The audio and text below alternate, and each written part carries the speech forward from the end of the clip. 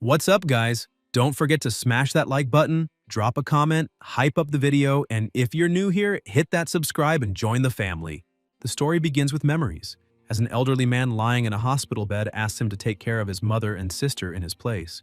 A woman holds something in her hand and says that today she made his favorite dish, an omelet. She has started a new part-time job, so there is no need to worry about money. All he has to do is focus on his studies. The child comments that the candy is very good. At school, someone steps on his food and says that Shuichi really dared to show his face there. People beat him and say that a weakling like him, trying to play the hero for some girl, is 100 years too early. A girl tells him that he should not anger them or worry about her, just take care of himself. A truck keeps moving until the boy realizes too late and is run over. The protagonist, lying on the ground and gravely injured, wonders if he's going to lose his life and can only think of his mother, wishing that she would forgive him for not being able to protect her. Shuichi thinks that if there is a next life, he swears that he will protect those he loves with his own hands. And as he remains sprawled on the ground, blood flows across the pavement. On another day, on the magical continent of Arcanus, someone at the altar announces that today they will conduct the annual divine blessing. Children under the age of 6 will offer their most precious possessions to the gods, and if the offering is accepted, a divine messenger will be sent. This spirit will sense the child's hidden magical element and grant them the chance to become a mage. Any child who wishes to receive the divine blessing must sign their name there. A child asks their mother if, by offering the candy they love, they can learn magic as well, and she replies that she does not think so, since it needs to be something like an expensive jewel, the kind nobles own. Someone approaches with valuable earrings, and people comment that Lady Blanc's gemstone is dazzling at first glance. The woman holding the jewel says that, of course, the more valuable the offering, the greater the chance of being blessed. A young man says he heard that the Ryan family lost their entire fortune just to receive this blessing. If they went that far and still were not blessed, that is simply tragic. Holt Ryan, head of the Ryan family, thinks that he made a huge gamble for the future of the family. Regarding Laika and Luis Ryan, the 8th child of the family, Holt believes these two are the smartest and is certain they will receive a high-level blessing. The elder calls the next one, and it is Julia. The child offers a crown, light is emitted through a magic circle, and they ask whether that is the blessing of Kahai, the god of thunder. A light moves around Julia and a voice says it is level 7. It has been 12 years since they last saw such a high level. It is an incredible talent they have been chosen. The Ryan family comments that it is an incredible talent, and that they themselves have been chosen. Julia remains standing at the center of the magic circle, but she notices something and becomes confused. A voice adds that, thinking about it, the offering was the crown of the Thunder Trail, but it does not believe that this is valuable enough to cost the Ryan family their entire fortune, and there is still another child. That legendary treasure is obviously what will be offered.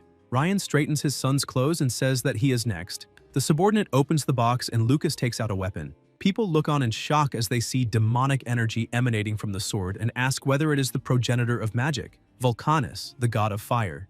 Julia cheers for her brother and tells him to do his best. The elder watches and thinks that to offer something so valuable, the head of the family is truly betting everything he owns on that boy. A light envelops the sword, the sky changes color, and people say they have never seen anything like it. The head of the Ryan family wonders if that is the maximum possible level, level 9. An extremely powerful energy erupts around the boy, the sword begins to float, and above Lucas's hand, intense flames appear and climb up his body. The sword begins to disintegrate, and after that, still in the same place, the sky returns to normal.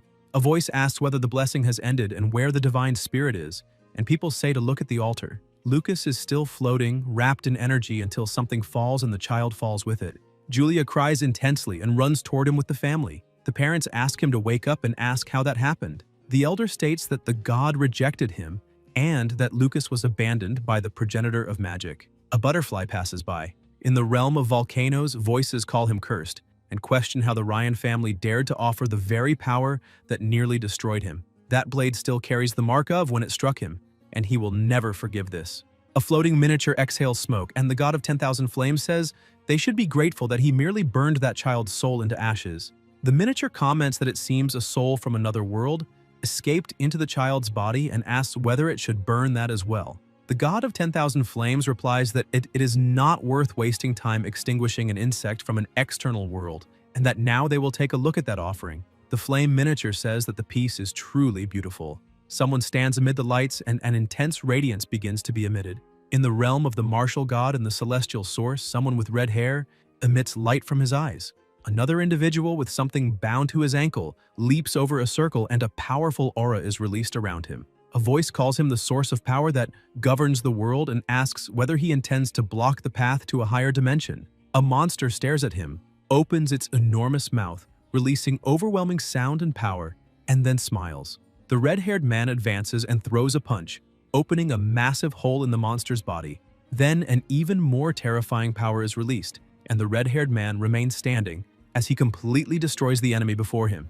A light appears in front of him, the red-haired man smiles, and a voice comments that that source of power is nothing special. The red-haired man notices another light shining, calls it Lord Martial God, and asks the accompanying spirit why he is being obstructed, saying that he feels his former partner Reku has just been destroyed. He questions what the hell is happening on the continent of Arcanus, and recalls that 1,000 years ago martial arts were superior to magic, asking whether now that damned fire god Vulcanus is the one being worshipped. The fairy replies that if he were not so obsessed with martial arts, that pathetic little god would never have gone so wildly out of control.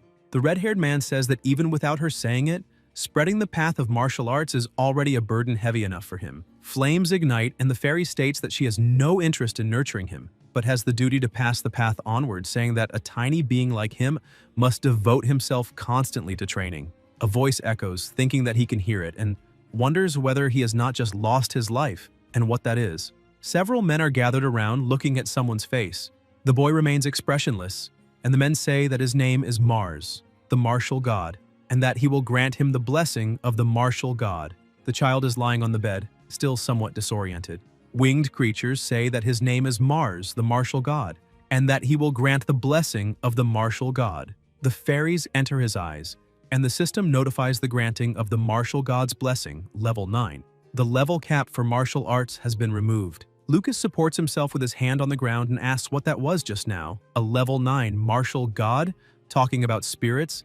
Everything seemed completely fragmented. Shuichi in Lucas's body wonders what the hell is going on and thinks that this should already be over. After all, he was just run over by a truck. So why is he still alive? The protagonist begins to access some of Lucas's memories and wonders whether the gods are simply playing with him. He concludes that he is reincarnated in a world of magic, and wonders how a child abandoned by the gods can end up in that situation, because that way the clan will certainly disown him, making that life even worse than the previous one. Shuichi thinks of his mother, Azusa, believing that they will be safe now. He also wonders about the martial god's blessing, since he does not even know what the hell martial arts are. A lollipop falls to the ground. Shuichi looks at it and Julia approaches, crying heavily, hugs him, and says that he woke up, stating that she heard Jeremy and the others saying that he would never awaken again, which left her extremely worried. She pats her head and asks her to stop crying, thinking that this girl must be Lucas's sister, and that Azusa must have been devastated after losing her life. He lost everything when he reincarnated, but not this time. In this life, he will protect everyone who is precious to him. Protect them with everything he has, relying on the power of the martial god. On the altar, a statue begins to leak a liquid from its eyes, which flows down its body and drips onto the ground. Someone is beneath that liquid and comments that the presence of that unpleasant individual has disappeared, asking whether he died or simply left this world, noting that very little energy remains. The woman stands up, licks her lips, and says that it does not matter, because without him in the way, that world will soon be theirs. 9 years later, in the Ryan family's house, someone is singing. The protagonist thinks that time has completely passed and that magical training should already be over. So he decides to go find her until Shuichi notices something strange. Suddenly, a branch coils around his body, binding him tightly. Chi thinks that only one person would do something like this: Jeremy, the fourth son of the Ryan family, a magic student with a level 5 blessing, and Lucas's half-brother. While Jeremy says with an arrogant smile that they have met again, the boy abandoned by the gods. The maid beside him asks whether he had not already been expelled, and Jeremy replies that he already warned before that the courtyard is reserved exclusively for the family's mages. The roots tighten even more around the protagonist's body, and Jeremy, still smiling, comments that maybe he will learn his lesson if a few of his ribs are broken. Shui starts shouting, saying that his sister is finishing her magic training and could come back at any second, and that if he wants to be fried until crispy by her lightning, he can keep going. Jeremy calls him a coward and says that if he had not been practically driven away, he would not be hiding behind his sister as if he were afraid of a mere little lightning bolt. In the next instant, Jeremy is struck by a violent bolt of lightning, burned and thrown to the ground. Julia approaches wielding her staff and coldly says that if he intimidates her brother one more time, she will not be gentle next time. She shoots Jeremy a furious glare and tells Chi that she will remove those vines right away. The vines fall apart, Jeremy struggles to his feet, and the protagonist asks whether he thinks he has learned his lesson and whether he still intends to try something again.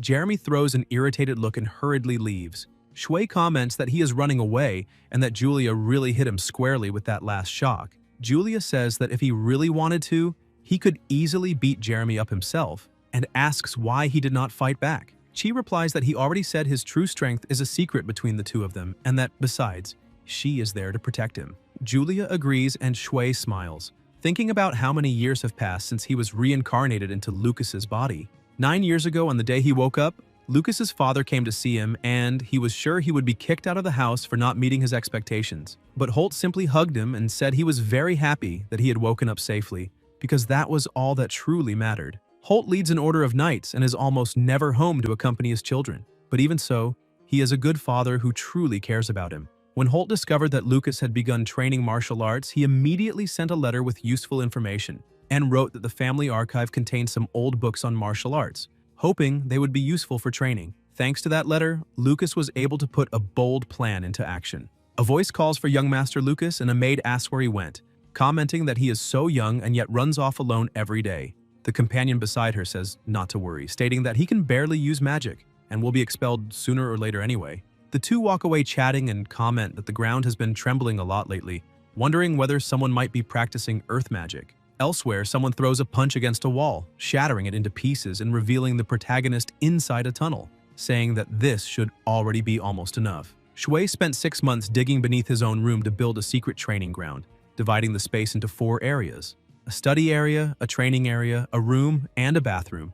Chi spent almost all his money on equipment for the other areas and decided that a cheap bathtub would be enough. And since finishing the training ground, he is trained down there every day in absolute secrecy. In the present time, the protagonist is in the now improved location, tossing something into a bucket. Shui enters and feels relieved, thinking that taking a medicinal bath is the most efficient way to train martial arts. 3 years have passed since he began training based on a book found in the archive called The Chaotic Tempering Technique, and now no magic attack of level 5 or lower can even leave him scratched. His defense has finally begun to take shape, and as for offense, Chi steps closer holding the sword, draws it from its sheath, and executes extremely fast and precise movements. Then he looks to the side, tosses the sword aside, and picks up the spear to train, performing flawless movements that completely destroy the training dummy. Shui releases an extremely powerful aura and thinks that he will practice his fist techniques a bit more that day. His abilities have been steadily improving over these 9 years, but there is only one thing that still bothers him. According to the books, when a martial artist reaches a certain level, they encounter a rigid limit, and the only way to surpass it is to achieve enlightenment, something so difficult that most practitioners eventually give up in despair. This is the real reason why almost no one chooses to train martial arts, even though they are in no way inferior to magic. However, in his case, the situation is different. Chi closes his eyes, clenches his fists, exhales, then opens them and strikes the punching bag in front of him, cracking the wall and shattering the bag, growing stronger and stronger until he reaches level 5. The protagonist thinks that his levels keep rising without stopping, without any sign of a limit, and concludes that this is probably what they call a divine blessing. Shui looks at the clock and realizes he is right.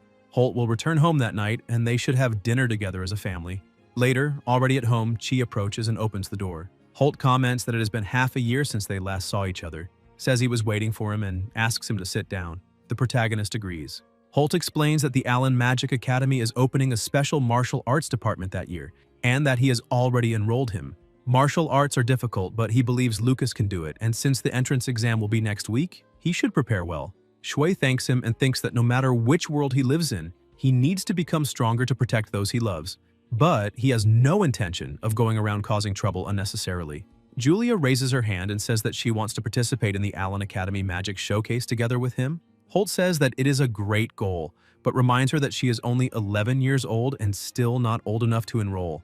Julia asks whether there is an elite class, stating that there is no age restriction, and comments that she received an offer from the academy for that class. Holt is surprised, asks whether it is true, and says that it seems her reputation as a genius has reached the Allen Academy. The wife comments that perhaps a great mage will be born from the Ryan family in the near future, while Jeremy grinds his teeth in silence. Holt says he will pray for both of them to pass the exams safely. Jeremy comments that Julia will of course succeed and questions why Lucas is receiving special treatment, saying that if he enters the Magic Academy, it will affect his reputation. Someone pinches him and tells him to calm down, saying there is no need to worry. It is Jessica, the Ryan family's second wife and Jeremy's mother, who also comments that it is not as if he is guaranteed to pass the exam. 1 week later, the day of departure for the Magic Academy arrives. The first wife asks Lucas and Julia to take care of themselves, saying that once they are settled, she will visit them and bring their favorite dish, reminding them not to forget the lucky coin their father gave them. The coin is from the Bu-Un dynasty, which unified the world about 10,000 years ago, and was obtained when Holt subdued a magical beast. The name Mars, the first emperor, is engraved on the front, and the weapon he wielded appears on the back. The protagonist wonders about Mars and whether that face is the same powerful spirit from before. Holt tells them to always keep the coin with them as a lucky charm. Shui thinks that he was blessed with a good family in both his past life and this one, and realizes that he is truly a lucky guy. So he says that it is time to depart. A few hours later, the man driving the carriage warns that the sun will set soon and that they will camp in the clearing ahead. At night, everyone gathers around a campfire, and the subordinate comments that if they set out the next morning, they should reach the city of Daku, where the Allen Magic Academy is located, by nightfall. Julia says they arrived quite quickly and asks whether there is anything interesting in Daku City. The subordinate replies that certainly, when he thinks of Daku Town, he remembers the annual Magic Burn tournament held in spring, as well as its fame as a gourmet city. Julia is impressed, and Chi comments that she is even drooling. At that moment, the protagonist notices something strange and thinks that about 2 kilometers away, 12 horses and 13 people are approaching rapidly. He remembers that the area has bandits, although Holt said that the chances of encountering them are considered quite low. His chaotic tempering technique granted him more than just strong defense and healing ability. It also gave him extremely sharp senses, so he knows he is not imagining things. There are only 5 guards and he is still a child, so they need to deal with this carefully. So he warns that there is a mysterious group approaching quickly and orders them to enter formation. One of the guards says that he cannot hear even a bird singing and asks what he is talking about. The subordinate stands up, asks if he did not hear anything, and orders everyone to prepare their weapons immediately, thinking that he has no idea where that information came from, but it is better to be safe than sorry. Shortly after, knights come into view, and the guards comment that it has to be a joke because they are really there. The knights laugh and say they have found more prey, stating that the boss was right because well before the Allen Magic Academy exams, this region becomes infested with nobles. They comment that that little girl will be sold for a high price, and the boy beside them bets that she will be very popular with that kind of client. The subordinate, sword in hand, asks whether they have any idea what happens to people who mess with nobles. The bandit leader replies that no one cares about nobles and orders them to kill everyone except the 2 brats. The knights charge together with their swords raised, blades clashing. One of the guards has his weapon knocked to the ground and tries to react while the subordinate decapitates enemies without hesitation, telling them to leave this to him. Several villains are finished off, and the subordinate shouts for the young master to grab Julia and run. Suddenly, someone lets out a sharp scream. The guards begin to be burned by intense flames, and the subordinate realizes the danger, asking if there is a mage among them and ordering the 2 to enter the forest immediately. Even so, the subordinate is also attacked, and the protagonist rushes into the woods, pulling his sister along. The subordinate suffers a severe wound to the abdomen and continues to be surrounded by the villains. The mage calls him a wretch, saying that he killed his friend and will now be burned into ashes. The subordinate replies that he will protect the young master and the young lady, even if it costs him his own life. Shui thinks that Fordon is only a level 2 martial artist and has no way to defeat a mage, and realizes that he truly wanted to keep his real strength hidden. But Fordon has always been kinder to him than anyone besides his parents, practically like family, so he cannot just stand by and watch his family be exterminated. Chi tells his sister to hide there and says that he is going to help Fordon. Julia agrees, asks him to be careful, and moves away. Several bandits have already been eliminated. The subordinate fights against multiple enemies and ends up kneeling on the ground.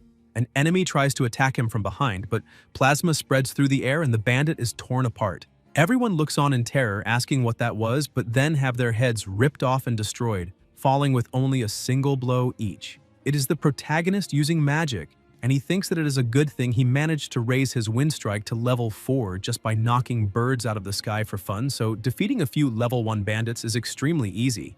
A voice shouts asking who the hell did that, and the mage realizes that everyone was eliminated in an instant, saying that then he will take the old man with him. A circle of power is unleashed, and the subordinate thinks that he does not even have the strength to dodge, but believes that thanks to whoever helped him, the children will survive, silently thanking the gods. Shui appears in front and blocks the attack, leaving the subordinate shocked when he realizes it is the young master. The mage is surprised, asking whether his fireball was cancelled, and says that he can still counterattack with an ice snake. Chi approaches at high speed and states that this is already over. The protagonist attacks and completely destroys the mage's body. The subordinate is stunned, asking how he did that, thinking that a boy instantly eliminating a high-level mage is unprecedented, and comments that he really seems to have talent for martial arts.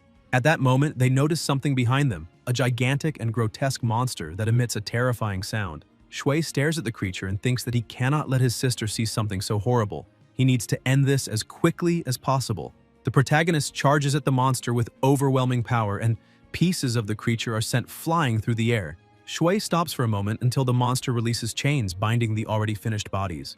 Chi wonders what kind of thing that is. The protagonist observes carefully and notices a symbol engraved in the creature's eye, questioning whether that is what controls the corpses. The beast opens its enormous mouth and takes an attacking stance. Shui releases all of his power and thinks that if normal attacks do not work, he will have to try something different. The monster lunges. Chi clenches his fists and attacks with full force, striking directly at the eye with the symbol, causing a devastating impact. An extremely intense light spreads, and the monster begins to disappear, being completely burned away by the protagonist's power. Shui sits down on the ground, exhausted but relieved. Julia runs to him, hugs him tightly, and asks if he defeated all the villains, saying that he is incredible.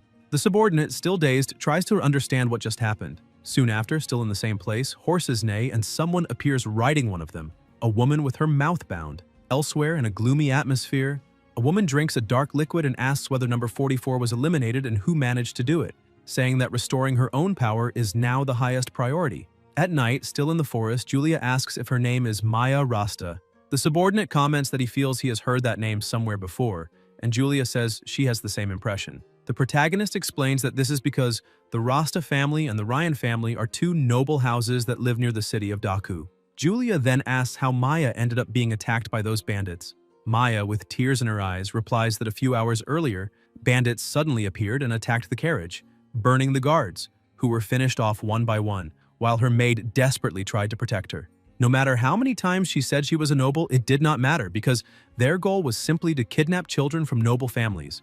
Julia says that now everything is fine, since all the bandits were defeated. Shui watches the two of them, and later, still in the same place, Chi comments that they have already gone to rest and asks the subordinate what he thought about what Maya said earlier. The subordinate replies that it indicates the bandits are professionals, and that they have most likely been targeting the sons and daughters of nobles for quite some time. The protagonist adds that they were also capable of using magic, and that strange power to control the fallen.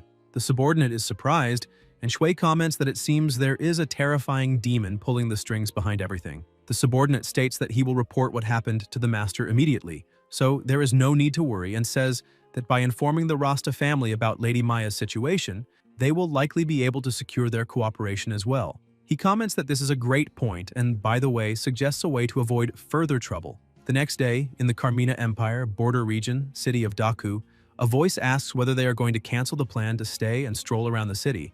The subordinate replies that some of yesterday's bandits may still be around and that, for safety, it is better to head straight to the Magic Academy. Julia looks visibly dejected, and the protagonist asks her to try to understand, saying that this is for her safety and Maya's. Maya agrees, and Julia lowers her head. Shui smiles and says that she wants to go to the city's gourmet street and that when they pass by later, he will buy everything she wants to eat. Julia immediately perks up upon hearing this. Maya comments that the two get along very well, and the subordinate announces that they have already entered the city, asking whether they would like to open the window to look outside. They open the window and observe the beautiful city, extremely bustling, the largest after the imperial capital.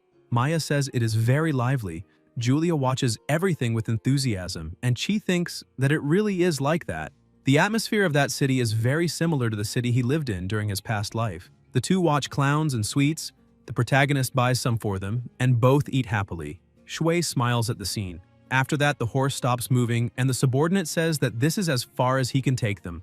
Chi says not to worry, stating that he will protect his sister. Julia replies that she will protect him as well. The protagonist says that he is counting on her, and the subordinate is moved when he sees the two of them. Maya wonders if he really has a little sister to protect him, and thinks that he is an interesting boy. The subordinate watches as they walk away. Rasta thinks that the two are very kind, is happy to have met them, and smiles. A little earlier, the subordinate had told Shui that he now remembered that Maya had once been his fiancée. The two were close and happy when they were young, but as soon as the priest carried out the demon judgment, he was discarded. It was declared that he had no talent for magic, and the engagement was dissolved. The Allen Magic Academy, south of the city of Daku, is one of the 3 most famous schools in the Carmina Empire. All freshmen must take an exam 1 year after enrollment, and based on the result, they are classified into special departments according to aptitude, such as the earth, fire, wind, and water departments. If they manage to complete the 6 years of study and graduate, they will obtain the qualification of mage. The protagonist comments that, of course, there are also exceptions for outstanding students, because any student who passes the mage certification exam while studying there can graduate early, without needing to complete all 6 years. Shui looks at his sister, and Julia says it is a shame, because she was hoping to take the entrance exam together with Maya. Chi thinks that Maya already took the exam early in the morning, accompanied by her family, and now that she is with them, she should no longer be in danger. He says that if everyone passes, they will be classmates, and will be able to see her every day. But for now, they should focus on the entrance exam, and he asks where registration is. Some voices comment that she's a cute girl and ask if she's also going to take the exam. Others say that at most she looks about 12, that her brother looks just like her, and someone comments enviously that he is a real catch. Then someone calls out to Julia, and it is Mina, the vice president of the Allen Magic Academy Student Council, who asks if Julia snuck in just to follow her older brother. Julia answers no, saying she is there to take the test along with her brother. The vice president wonders if that child is really taking the entrance exam and if she is the same girl the elite class made an offer to. Mina smiles and asks if she is Julia from the Ryan family. Julia asks how she knows her name, and the vice president replies that she will find out later, saying that for now she will show her the registration area. The protagonist thinks he seems completely invisible at that moment. Julia asks her to wait, explaining that her brother also needs to register. Mina realizes she forgot entirely and comments that if she is not mistaken, he is there for the martial arts department. People around them begin whispering, asking if she is saying there is still some idiot training martial arts coming to the Allen Magic Academy just to learn that, saying it is ridiculous. One of them tells them to stop, stating that a martial artist is, at the very least, a bit more useful than a magical beast. Shui notices the contemptuous looks and thinks it is always the same. All those mages convinced they are nobler than martial artists, as if he were some trash picker from the slums, destined to always be the loser, just like with Jeremy and that other monster. Chi thinks they are all insects, and that if it were not for his parents' good intentions, he would not be wasting time in such a decayed place. People laugh at him. The vice president realizes it was her fault for speaking too loudly, calls Lucas, and tells him to come with her because once he registers, she will show him the exam room. The protagonist notices she is one of the few people who does not look at him with prejudice and thanks her. In another place, with many people gathered, Mina explains that everyone must check in with a student council member, showing their emblems because the exam number is stored in them, and they must make sure they are wearing them when entering the room. She explains that the exam has 3 parts. First, measuring magical potential through the magic light. Then, a compatibility test with spirits of different attributes. Finally, a test to measure the destructive power of magic on a dummy. Shui asks if the process is the same for martial arts department candidates, and the vice president says yes, stating that to be fair, the entrance exam is the same for all departments. Chi questions this so-called fairness, or whether they simply did not bother creating a specific test for martial artists, but he says he understands and thinks that he will show them the true power of a martial artist, shattering those prejudices. At the potential measurement station, the official announces that the first test will begin, and that everyone must place their hand on the magic light one at a time. The man notices something strange and says that in all his life he has never seen anything like it, stating that it is a phenomenon that happens once every 100 years, perhaps once every 1,000 years. And the one responsible for the phenomenon is the protagonist, who thinks to himself that it is happening again. Next, it is Julia's turn, and people notice a purple light, commenting that purple indicates a potential of 7 out of 10, enough to be a top-tier student among that year's candidates. Shui thinks everyone is exaggerating and that they have no idea what they are seeing, until a voice tells Julia to restrain herself, saying she can do it. The official asks what it means to restrain herself when the light begins to change, becoming yellow and extremely intense. Everyone's eyes go wide and the man says that it is a golden light, almost reaching the maximum value of 10. He comments that a student obtained the same golden light 2 years earlier, but Julia is much younger, which makes her a terrifying talent. Julia stays silent for a moment, then becomes completely excited, calling her brother and hugging him, asking if she is amazing, while the protagonist replies yes, saying that one day she will become an archmage.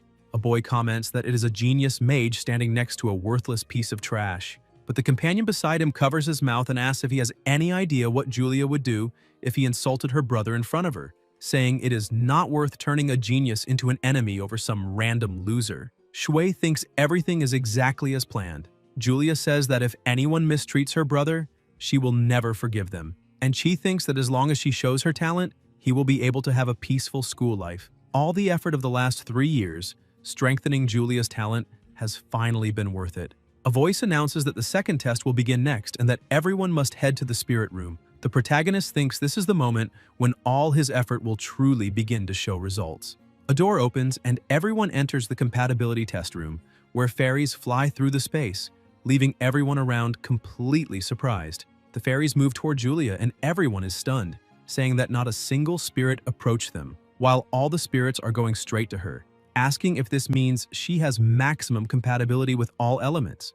The protagonist smiles and thinks this is great, because his personalized skill is steadily increasing Julia's potential. She's still only level 2, but that is already more than enough to pass the entrance exam.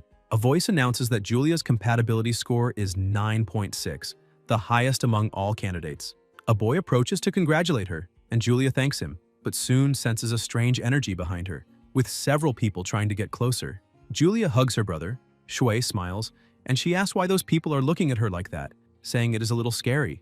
Chi pats her head and explains that she is a genius, and that from now on she will receive many looks like that, telling her not to worry about what others think and to get used to it, little by little. Julia says he is right and comments that she needs to become stronger to protect him. The protagonist replies that that is right and tells her to keep it up, thinking that he did not expect her to be so bothered by the stares, and that he will also need to work on strengthening her mentally. Some people look at him and comment that with talent like that, they thought she might be royalty, but since her brother is useless, they guess not. And they also talk about the brother's compatibility, saying it is probably 0 like before. They comment that when that guy entered the corridor, all the spirits backed away from him, looking completely disgusted, and that something strange happened after the second test ended, because the second he left, one of the fire spirit's arms simply tore itself off, almost as if it were terrified. Spirits are tiny, so he must have seen it wrong. Shui hears everything they are saying. Then the protagonist thinks that it is hard to believe there was a witness during the second test, perhaps because he was abandoned by the fire god.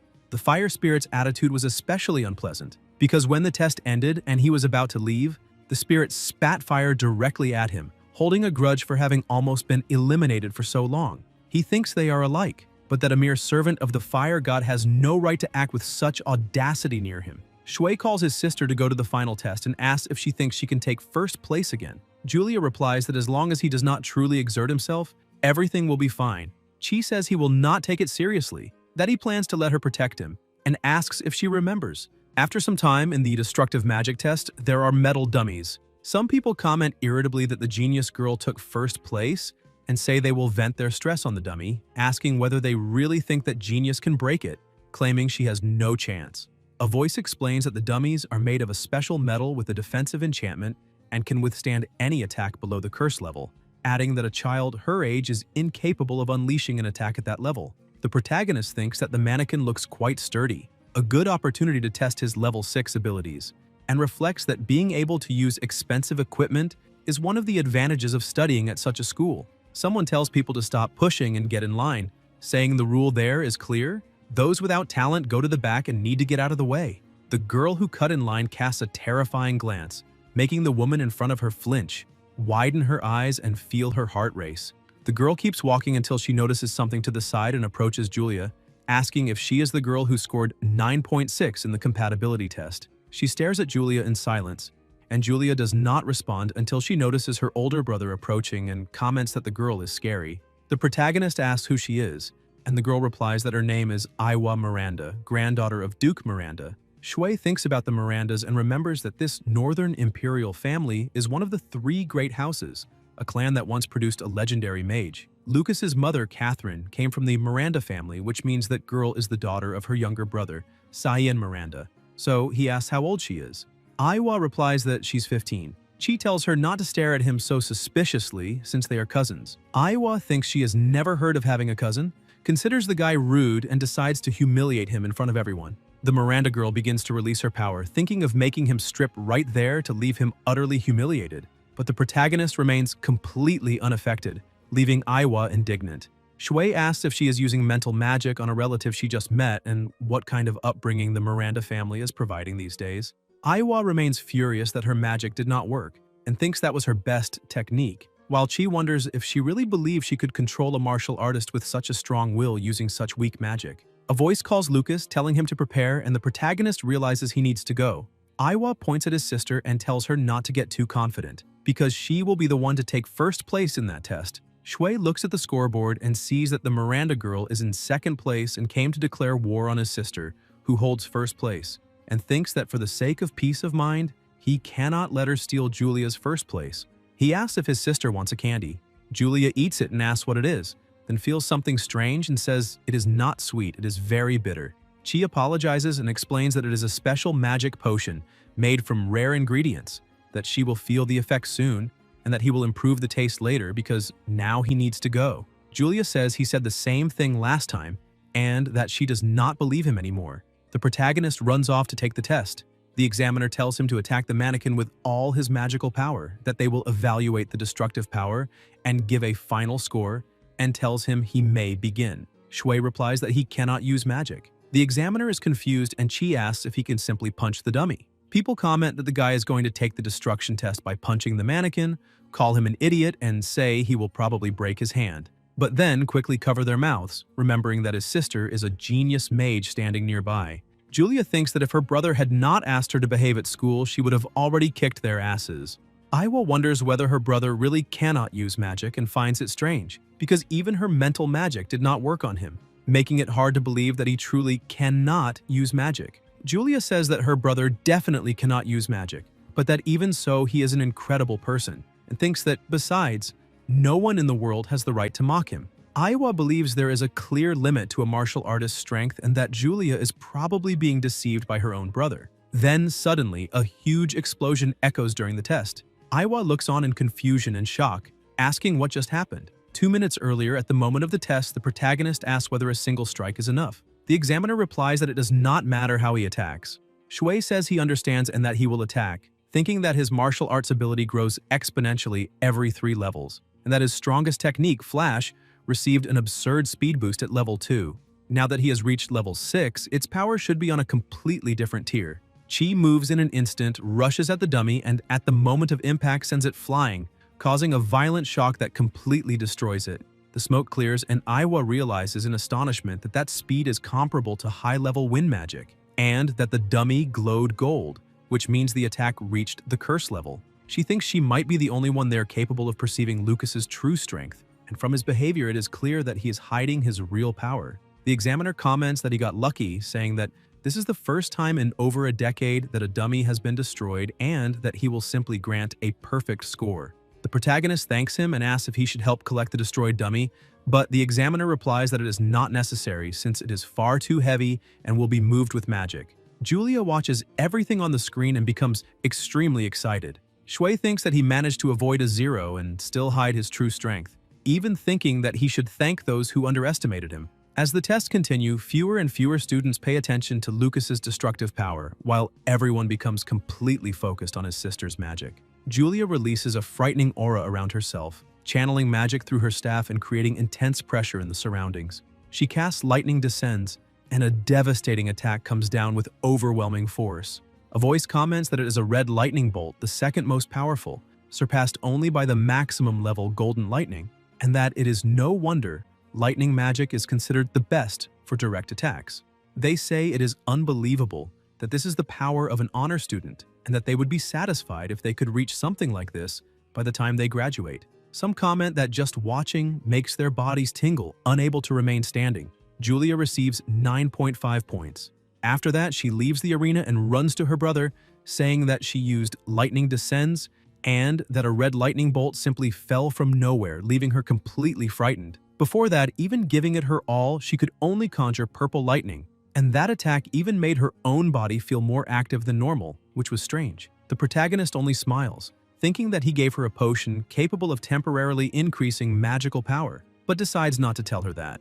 In this world, both mages and martial artists have their own crafting methods. Mages brew potions, while martial artists refine elixirs.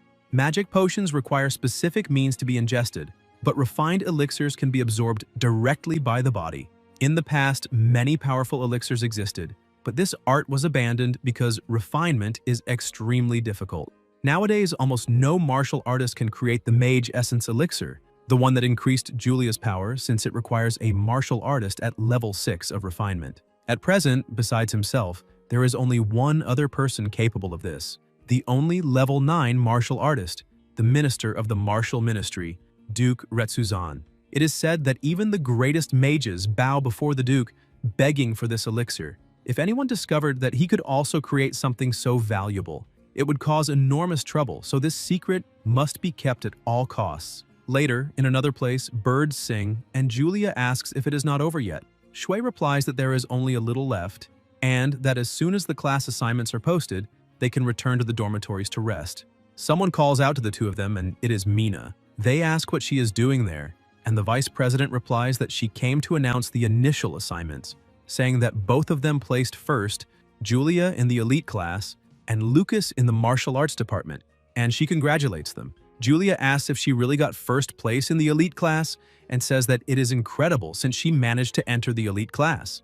Chi says that she is amazing and comments that he is counting on her. Mina asks if there is any department she would like to enter next year. Julia asks about the departments, and the vice president explains that there are 5 special departments: Earth, Fire, Wind, Water, and the Special Department. 1 year after enrollment, all students go through tests and are assigned to a suitable department. Julia asks if, based on her attributes, she would fit into the Wind Department, and Mina replies that it is perfect, saying she will be waiting for her in the Wind Department. The protagonist thinks that she is already working hard to identify talented people. The vice president says she will take Julia to the girls' dormitory.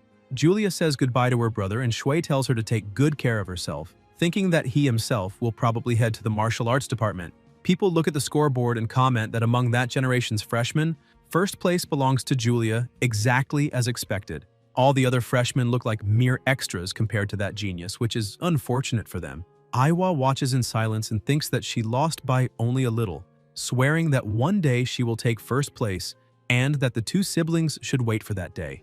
Elsewhere, the protagonist thinks to himself that he already knew the martial arts department was not exactly a priority for the academy, and wonders whether people can really live there since the place looks like it is about to collapse. The building in front of him is old and dirty. Shui enters and thinks that at least a place like that will be quiet and that he will finally be able to have the peaceful school life he always wanted. A young man approaches and asks if he is Lucas, the student who took first place in the martial arts department. He says his name is Kai Taroy, that he is also part of the same department, and that it is a pleasure to meet him. The protagonist greets him and keeps walking. Kai asks if it is true that he punched the mannequin and sent it flying, saying that it was incredible, and Shui replies that it was just luck. An elderly man appears and says that his room is on the 2nd floor, handing him the key. Taroy comments that they will be in the same room. The two walk down the corridor looking for the room and see other people there. When they open the door, a boy introduces himself as Collins and says it seems they will be roommates from that day on, while the companion beside him comments that he looks smart and pleasant. Kai looks around, clearly frustrated, and asks what the hell that room is. Taroy covers his nose and says it is worse than a pigsty, asking if he really has to stay in a filthy room like that. Some people look at Lucas and think that he is handsome and clearly a germaphobe. Kai raises his hand and says he will give that coin to whoever cleans the room. Collins and his partner immediately start cleaning, and the protagonist thinks that this is typical of the heir of one of the 3 great noble families of the imperial capital, after all. It is not like he himself would be forced to live in a dump like that. Taroy comments that this is the famous Allen Magic Academy, and that he is sure the living conditions will improve over time, and Shui agrees. Kai says that it looks more like a cell until a spider almost lands on his shoulder. Taroy is startled and moves quickly, saying that if he keeps complaining like that, the student council might end up dragging him away. A voice praises the good work. Shortly after, still in the same place, the room is completely clean. Kai hands over the reward and says that from now on, as roommates, he will protect them. They take the reward, and Chi thinks that, although he is arrogant, he cannot bring himself to hate him. An elderly man enters the room and says he came to deliver the uniforms. The entrance ceremony is about to begin in the hall, so everyone needs to change and go there. Taroi complains about the uniforms, saying they are bad and torn, and that if he wears that, he will look like a vagrant. Collins and his partner think they are not that bad. The protagonist says this will be explained at the entrance ceremony, but comments that he heard the school has a request system, and that if they ask for better treatment, they might even agree to change the uniform. Kai tells everyone to hurry to the hall, and Shui thinks he is quite naive. In the hall, after changing into the uniforms, they enter, and Chi notices that the place is packed. Collins comments that the hall is very elegant, while Taroi says that compared to his house, it is nothing. The protagonist looks around for his sister, and Kai asks if he is looking for her, explaining that the elite class sits in the front and that their uniforms are on a completely different level. The martial arts department is seated farther back, so if he wants to say hello to his sister, it is better to do it now. Shui says it is fine and that they should just go to their seats, thinking that the uniform looks even better on his sister. A voice comments that those seats are far too distant and questions whether only the martial arts department is being discriminated against. Chi sits down and notices something beside him. The candles light up and someone on the stage releases an impressive power through his hand. His fire molding level is 6, and the young man wreathed in flames says that everyone should feel honored, because on that day he himself, the president of the student council and future great mage, the one and only Theodoro Folamel, will present the school's point system. People comment that he is incredible, that his aura is oppressive, a level 6 mage even before graduation, a true genius, making hearts race. The president explains that at that academy, the point system is the foundation of almost everything. Magical skills and rare books, tamed magical beasts and precious materials, even the guidance of great masters, any imaginable learning resource can be obtained using points. There are many ways to earn them, but points obtained from common jobs are extremely low, only 1 to 5 per hour. It is far more efficient to participate in department events, and for senior students to guide freshmen, that moment was an excellent opportunity to earn points. The protagonist thinks that this is what it was all about. Theodoro adds that, in addition, by becoming a member of the student council, one receives a stable monthly income of points. And finally, although it involves some risk, there is also monster hunting. Behind the school lies the magical Beast Mountain Range, famous for being infested with such creatures. By hunting them and turning in the materials, students receive a corresponding amount of points. Shui thinks about the magical Beast Mountain Range and wonders if that is not practically a training ground made to measure for him. A few hours later, already in the room, the candle goes out. The protagonist leaps out the window and thinks that, thanks to the tranquility incense, his roommates are sleeping deeply and that he can finally head to the magical Beast Mountain Range. The martial arts department building is at the back of the campus, and right behind the dormitory is already that dangerous region, making Shui wonder what it means that the magical Beast Mountains are so close. Chi crouches and leaps, moving rapidly through the air. He approaches a monster, grabs the horn of a beast, and hurls it away, causing a massive impact and ripping the horn from the creature. Shui comments that it is a black-horned giant frog whose horns are poisonous and widely used in the preparation of magic potions, and should yield a good amount of points. Chi thinks that he heard the Allen Magic Academy has some legendary martial arts books in its archives, and that he needs to accumulate enough points to obtain the skill said to have been used by the martial god himself. It is not the time yet, so he first needs to locate more monsters. The protagonist activates his ocular ability and observes the surroundings. Detecting a level 1 rat, Shui immediately rushes toward it and eliminates it. Next, Chi defeats a level 2 bat and then a level 3 panther with violent blows. The protagonist comments that it was a great haul, obtaining useful materials to refine elixirs and items that can be exchanged for points. But even so, everything is strangely quiet, with almost no traces of other magical beasts. Shui wonders if this means that a powerful being is living nearby. Chi stands still, focusing until he notices something. His ability reveals the path and location of the monster. The protagonist smiles and says that he found it. Shui moves quickly and thinks that, about a kilometer away, the monster has also already noticed him. Inside a cave, Chi lands on the ground and comes face to face with a terrifying creature. It is a level 6 ice and fire wolf. The protagonist smiles and says he understands. It makes sense for it to be so territorial. The wolf roars. Shui clenches his fists and charges. The beast releases its ability, freezing his hand, and seems to smile arrogantly. Even with his fist frozen, Chi strikes it with full force, shattering one of its teeth and sending it flying. The wolf falls to the ground, and the protagonist comments that if he had trained more, he could have ripped off its leg. He He tells the wolf to get up and asks if it still is not over.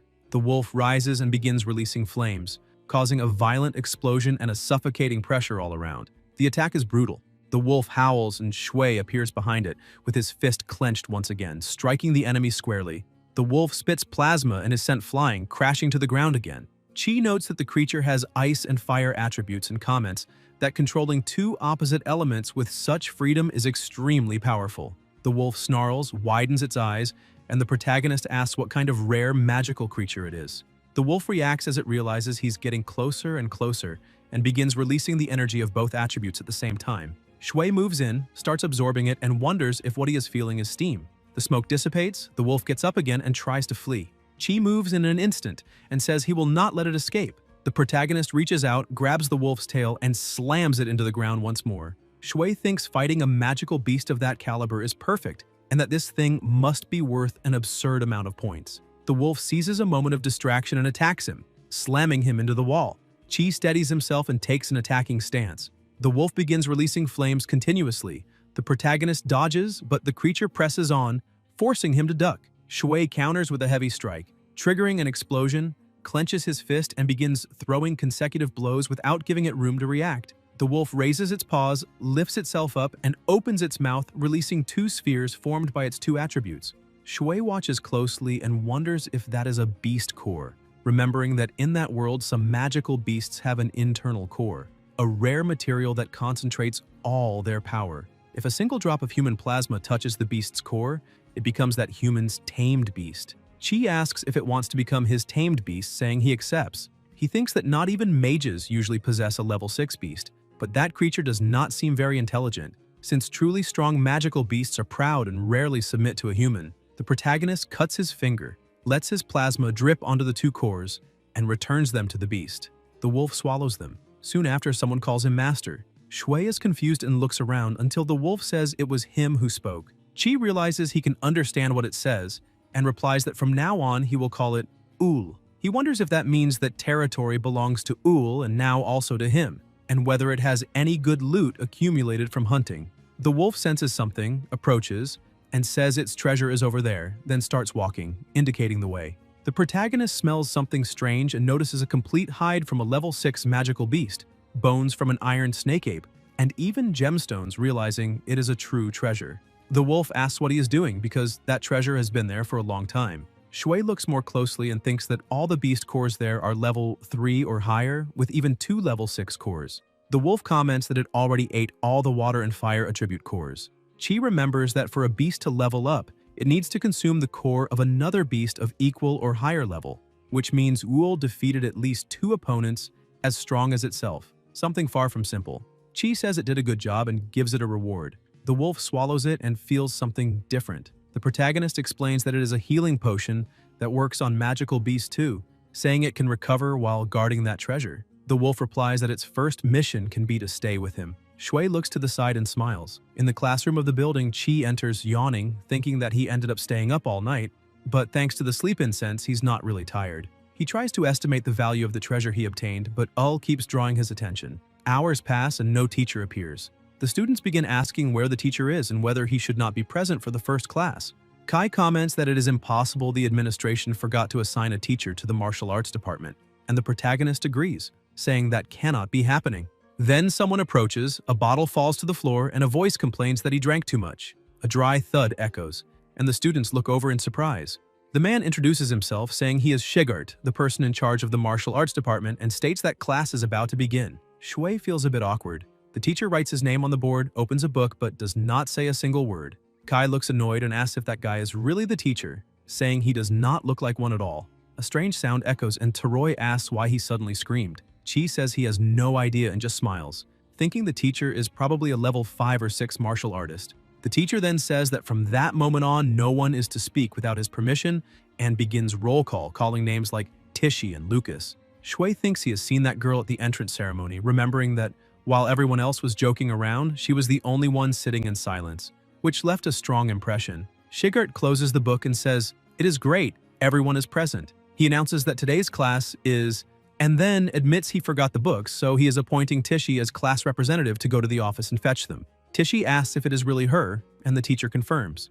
Kai immediately stands up and asks him to wait a minute, saying the class representative should be chosen fairly, with candidates competing for the post, and that, with his family background and his skills, he would show he is the most suitable. Taroy is struck before he can finish, and Shigart asks whether he did not say no one should speak without his permission. He adds that once the books are distributed, everyone is to study on their own for the rest of the day. Tichy replies that she understands and thinks she just passed the entrance exam and has already been chosen as class representative, so she needs to take advantage of this chance to change her fate. Kai, with a bump on his head, complains that that bastard is abusive. The protagonist comments that there is definitely something strange about him. Taroy suggests they complain to the school administration to get him fired, and Shui observes that from the way he shifts his weight, he likely suffered a serious injury in the past, wondering how strong he was before he got hurt. Chi says he never said anything about complaining. Kai asks if he still calls himself a man. Chi thinks someone that strong is interesting and that this might be more fun than he expected. A few hours later, in front of the cafeteria, Taroy complains that all they got was self-study because of that irresponsible teacher and asks if it makes sense to choose a class representative on a whim, saying he is the worst. Julia calls out to her older brother and the protagonist asks how her first day of class was. Julia replies that the teacher is super nice and even encouraged her, saying she should try to become class representative next week. Kai comments that the class representative is always chosen a week after classes start.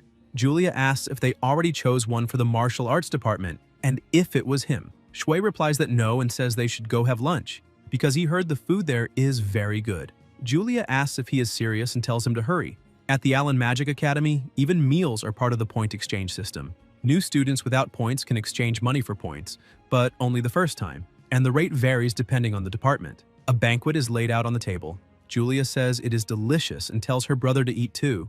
Kai smiles and thinks that the two of them paid 1 coin, so it makes no sense for the elite class to get 100 points, while the martial arts department receives only 10, thinking it is complete nonsense. The secretary tells a student that the martial arts department rate is 10 points, and that if he has a problem with that, he should leave. Taroy thinks that even the teachers openly discriminate against students from the martial arts department. The staff member comments that it does not matter whether someone is noble or commoner, because students without talent only need to work hard and accumulate points. Kai thinks it seems he lost his human rights just by enrolling there. Julia gives him a delicious plate, and Taroy, moved, thinks she is a kind and sweet girl, while the protagonist thinks he is being a bit dramatic. Then someone approaches the cafeteria. Shui turns around and sees Maya, who says they have met again. Julia invites her to eat with them, but Maya replies that she already ate and thanks her, saying she baked some cookies to thank them for the other day and asks if she wants some. Julia takes one and thanks her. Chi comments that they are delicious, and Julia says she is a great cook. Maya smiles. Kai asks for one, and after eating it, Taroy says it is not an ordinary cookie, that it has the same quality as his family's special sweets, saying it is a pleasure to meet her. Maya replies that it is a pleasure to receive compliments like that. Kai comments that he is friends with a girl like that and says that is not bad at all, while the protagonist thinks there is no way he can tell him she is his ex-fiancée. Maya says goodbye and Shui thinks it is exactly as he imagined. The cafeteria is a terrible place for unexpected encounters. The vice president stays very close to his sister and only speaks to Chi when the two of them are together. People keep commenting that the student council president was extremely impressive, and that it even looked like he was using fire magic to fly inside the hall, a real show-off. At the same time, Theodora was hiding somewhere else, saying it was a close call, that he almost lost control of his level 6 magic, and that thanks to that potion, he managed to look amazing in front of the freshmen. In the present, the protagonist thinks he really did find it impressive, until he heard Theodoro complaining to himself after the entrance ceremony. Someone passes by and drops a bottle. Shui looks over and realizes it is the professor from his department, wondering where he is going. Shigart drinks excessively and staggers as he walks.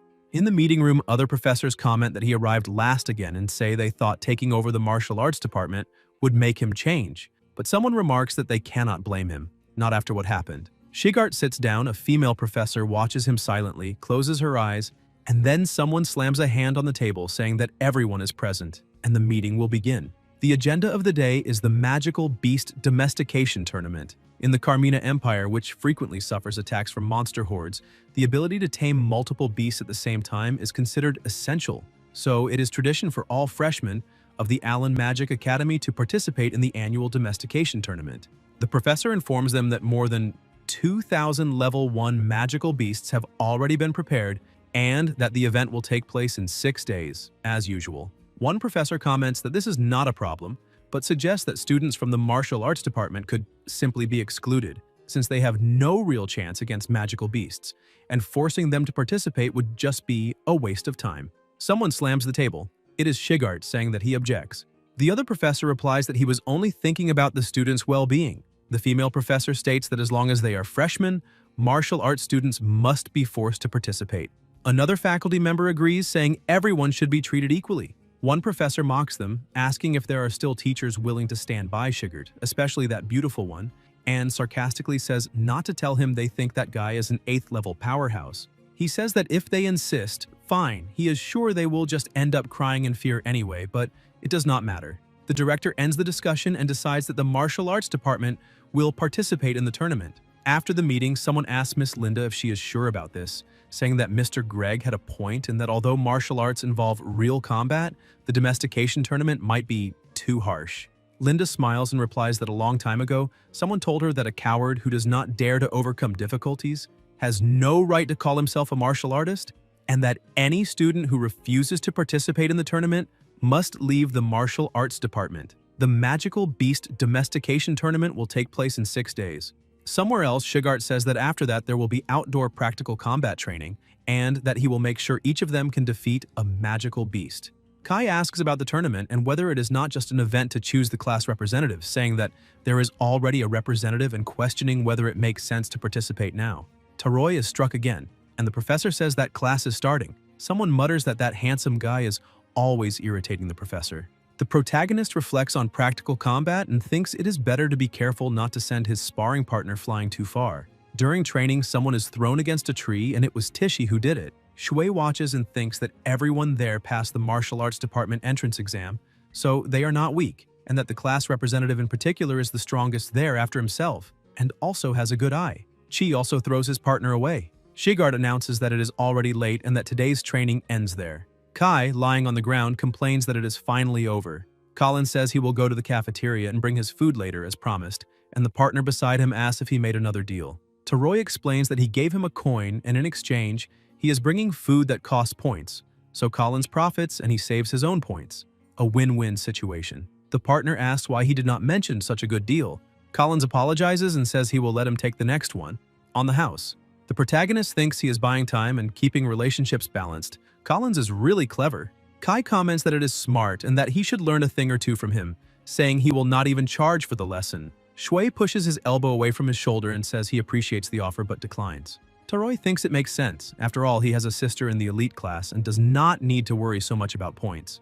At night, somewhere else, Chi thinks Kai is completely mistaken, because even without his sister, he does not worry about food, since he just killed a magical beast and has the abundance of nature at his disposal. In a cave, meat is being roasted, and Shui thinks that if he did not have to accompany his sister back, he could use dinner time to continue training. That vice president had tried to get close to his sister again that day, so he could not lower his guard. If she showed the slightest sign of bad intentions, he would make her deeply regret it. The wolf approaches and starts drooling at the sight of the meat. The protagonist hands it over and thinks that, looking at him now, he is actually quite cute. Sharing food for free makes him realize that having a tamed beast is not so bad after all. He says that after eating, he will help him train and promises he will not hurt him. The wolf thinks it will not be that easy. Meanwhile, at the Ryan family estate, Catherine is sitting, restless and lost in thought. Someone approaches, touches her shoulder, and asks if she is thinking about the children again. Catherine replies that she cannot hide anything from him. Holt says their classes have probably already started and that if she misses them that much, she should go visit them. In any case, he needs to pass through Daku Town for work and can take her along. Catherine thanks him and thinks she is very happy to be able to see the children. At Count Grindo's residence, several people are gathered wearing hoods and masks. A woman steps onto the altar and says she is very happy that she came and asked her to sit. It is Jessica, the second wife. The woman says this is her new creation, Jade Dream, and the moment she drinks it, her entire body begins to glow. Jessica takes the cup and the woman pierces her own skin, letting plasma drip into the cups. The hooded and masked people drink the plasma. The woman then removes her clothes and says that tonight's game will begin. Jessica watches but does not drink the plasma. Later, still in the same place, the woman asks if an 11-year-old girl destroyed the Black Wind group. Jessica replies that Julia received a level 7 blessing. The woman says she inherited talent from both Catherine and the Mirandas, that those families really do produce talents, but that a mere level 7 should not be capable of defeating them. She asks about her son, stating that he will bear no fruit, and declares that she wants to eliminate Catherine and make her daughter the Baroness. Jessica asks what she should do. The woman smiles, touches the symbols, and says that the moment a young bud sprouts is truly beautiful. On another day at the academy, Tishy comments that she heard there will be more practical combat training that morning. The students say she must be joking because their entire bodies hurt and that the night before they were in so much pain they could barely sleep, saying that teacher is a real monster. Tishy says it definitely hurts, but that it is necessary for them to become stronger, and that everyone should give it their best. Someone asks if her body hurts too, and others say they themselves feel no pain at all, questioning whether that is proof their bodies are tougher than everyone else's. Kai says that must be it. After all, he himself said he is the strongest in the class, and Collins agrees, saying it is exactly as he said. The protagonist thinks it is just the effect of the sleep incense. Tishy observes and thinks that those four look completely fine, that they have absurd endurance, and that with that they will be able to face challenges in the future, definitely becoming strong martial artists. Kai tells them to go. When Taroy advances, Shui blocks and counterattacks, sending him flying. Chi advances, and the two start exchanging blows. Kai comments that he is not bad at all, and the protagonist replies that he is not either. Someone watches them from afar, and Shui senses a presence, realizing that someone is observing them. There is an old man at the top of the mountain, and Chi wonders if it is that old man. Taroy tries to attack him again, saying he left an opening, but the protagonist dodges effortlessly. Kai slams his face into the ground and tells him not to look away because they will fight until there is a winner. Shui replies that it is fine. The old man in the distance bursts into laughter. The vice president calls him Director Otani and says that if he is heading back to the library, he should find her there. The director replies that it is fine and that he will enjoy a calm walk back. He thinks that this is a fascinating young man who is hiding his true strength, and realizing that he cannot even fully assess Lucas's real abilities makes him decide that he will remember this name. Several hours later, the protagonist thinks that class has finally ended. The professor taught massage techniques, said they are important, and wanted everyone to learn them, so Shigert demonstrated the technique on Collins. Shui notices that the effect was incredible, as everyone's muscle fatigue disappeared completely. This way, they will quickly forget that only 4 of them were fine that morning, and now it is time to move forward with the new training ground. The first step will be to buy the necessary materials. The magical materials shop of the Allen Magic Academy, one of the 3 great academies of the Empire, has a huge variety of rare products that are not available to ordinary people. The place is enormous, almost like a shopping mall, and as everywhere else in the academy, everything must be paid for with points. The high-quality training dummies offer excellent options, but the prices are absurd, making it seem easy to spend 1,000 points per month there. Julia earns many points, but he knows he cannot keep relying on her. Today's plan is to buy the magical potion to mix into the bathtub. Next time, he will exchange the materials he stored in Uhl's cave for points. At one of the counters, someone is sleeping until a bag is placed on the table and the clerk wakes up. The protagonist says he wants that, and the clerk replies that it will cost 5 points. She swipes the card, looks at his uniform, and thinks he is a student from the martial arts department, remembering that those useless students only receive 10 initial points, so he is spending half of them at once. She confirms the payment of 5 points and thanks him. Then she asks if he really knows how to use all of that and comments that he will regret it if he wastes points like this. Shui replies that he thinks this still will not be enough, so he will probably come back to buy more. The clerk thinks they do not even have potion classes and wonders how a martial arts student could use this kind of item, concluding that this is why she hates dealing with nobles. Later, in a cave, Chi is inside the bathtub and thinks that just because the ingredients are mixed into the water does not mean the medicinal effect disappears. Still, it feels wasteful to throw it all away, but it's not like he can force someone to drink bathwater. A monster watches with its mouth open. The protagonist gets out of the tub, satisfied, and thinks it was great, deciding that he will gather some materials to exchange for points. He does not want to stand out, so he will only use common level 2 materials. Then Shui notices something strange and sees the wolf drinking the bathwater. He asks what the wolf is doing and whether it drank all the water. The wolf lowers its head. Chi says it is fine because that will also strengthen its body. The wolf thanks him and says it also wants meat, and the protagonist thinks that this even solves the problem of wasting bathwater. After that, Shui continues collecting materials and plans to exchange them for points over 3 days, outside peak hours. For now, he hides them near the dormitories and plans to discreetly carry them to the cave that night. The clerk observes the weight and asks if he wants magical help to carry them. Chi replies that it is fine and that he can handle it himself. The clerk thanks him and comments that he is a blessed child. Chi thinks she believes these materials came from his family, and that it helps that people simply make assumptions. especially with the magical beast domestication tournament approaching. The next day, Shigart asks if they are really taking training seriously and reminds them that the tournament is tomorrow, saying they should not treat it lightly just because they hate training. If they do not want to participate, they should quit and go home. Shigart criticizes Kai for lifting his leg too high and leaving himself completely exposed, asks what kind of weak punch that was, and says he would not even be able to beat a girl like that. Taroi responds that he already beat his 3 classmates.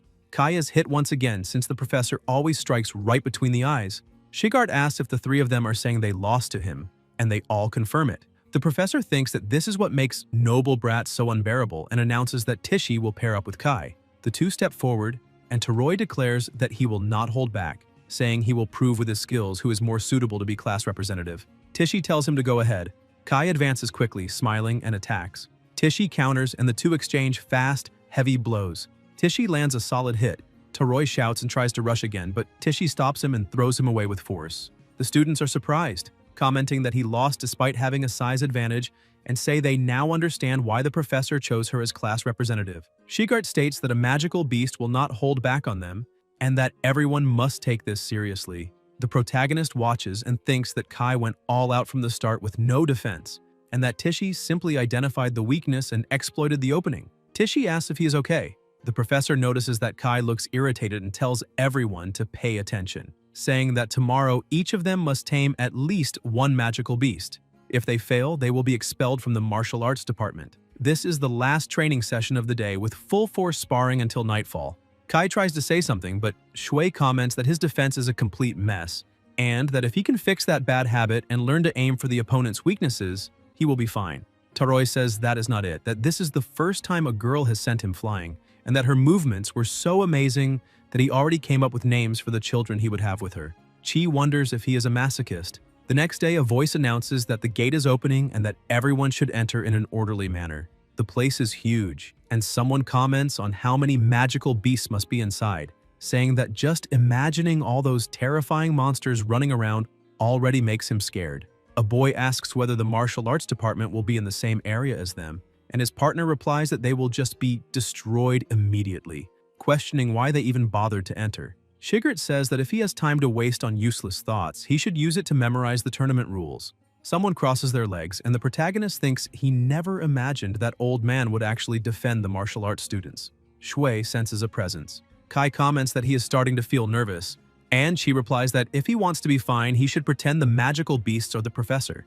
Taroi imagines punching the professor in the face, and in a low voice the protagonist says they are so weak that it is enough to imagine beating up the professor. Kai says that is a great idea and that he is already getting excited. Shigart thinks he can hear every word they are saying. Shui states that a low-level magical beast cannot break his defense if he concentrates properly, and Taroi assures that he will not make the same mistake again. The professor thinks that Lucas gives some fairly decent advice. On the big screen, a man appears explaining that in this tournament, those who tame 10 magical beasts will receive a perfect score, while those who kill a beast will have points deducted accordingly. The time limit is 10 minutes, and if anyone gets injured, they must immediately call a professor outside the barrier. He announces that the tournament begins now and that the first group of competitors should enter. Julia walks in and asks if that is a spatial barrier, saying that now she understands, because she was wondering how 50 magical beasts could fit inside such a small cabin. Ahead, monsters appear. Julia releases her magic and comments that she thinks the others are all at the back of the cabin, while she chooses a magical beast that looks cute. Lightning strikes are fired at the creature.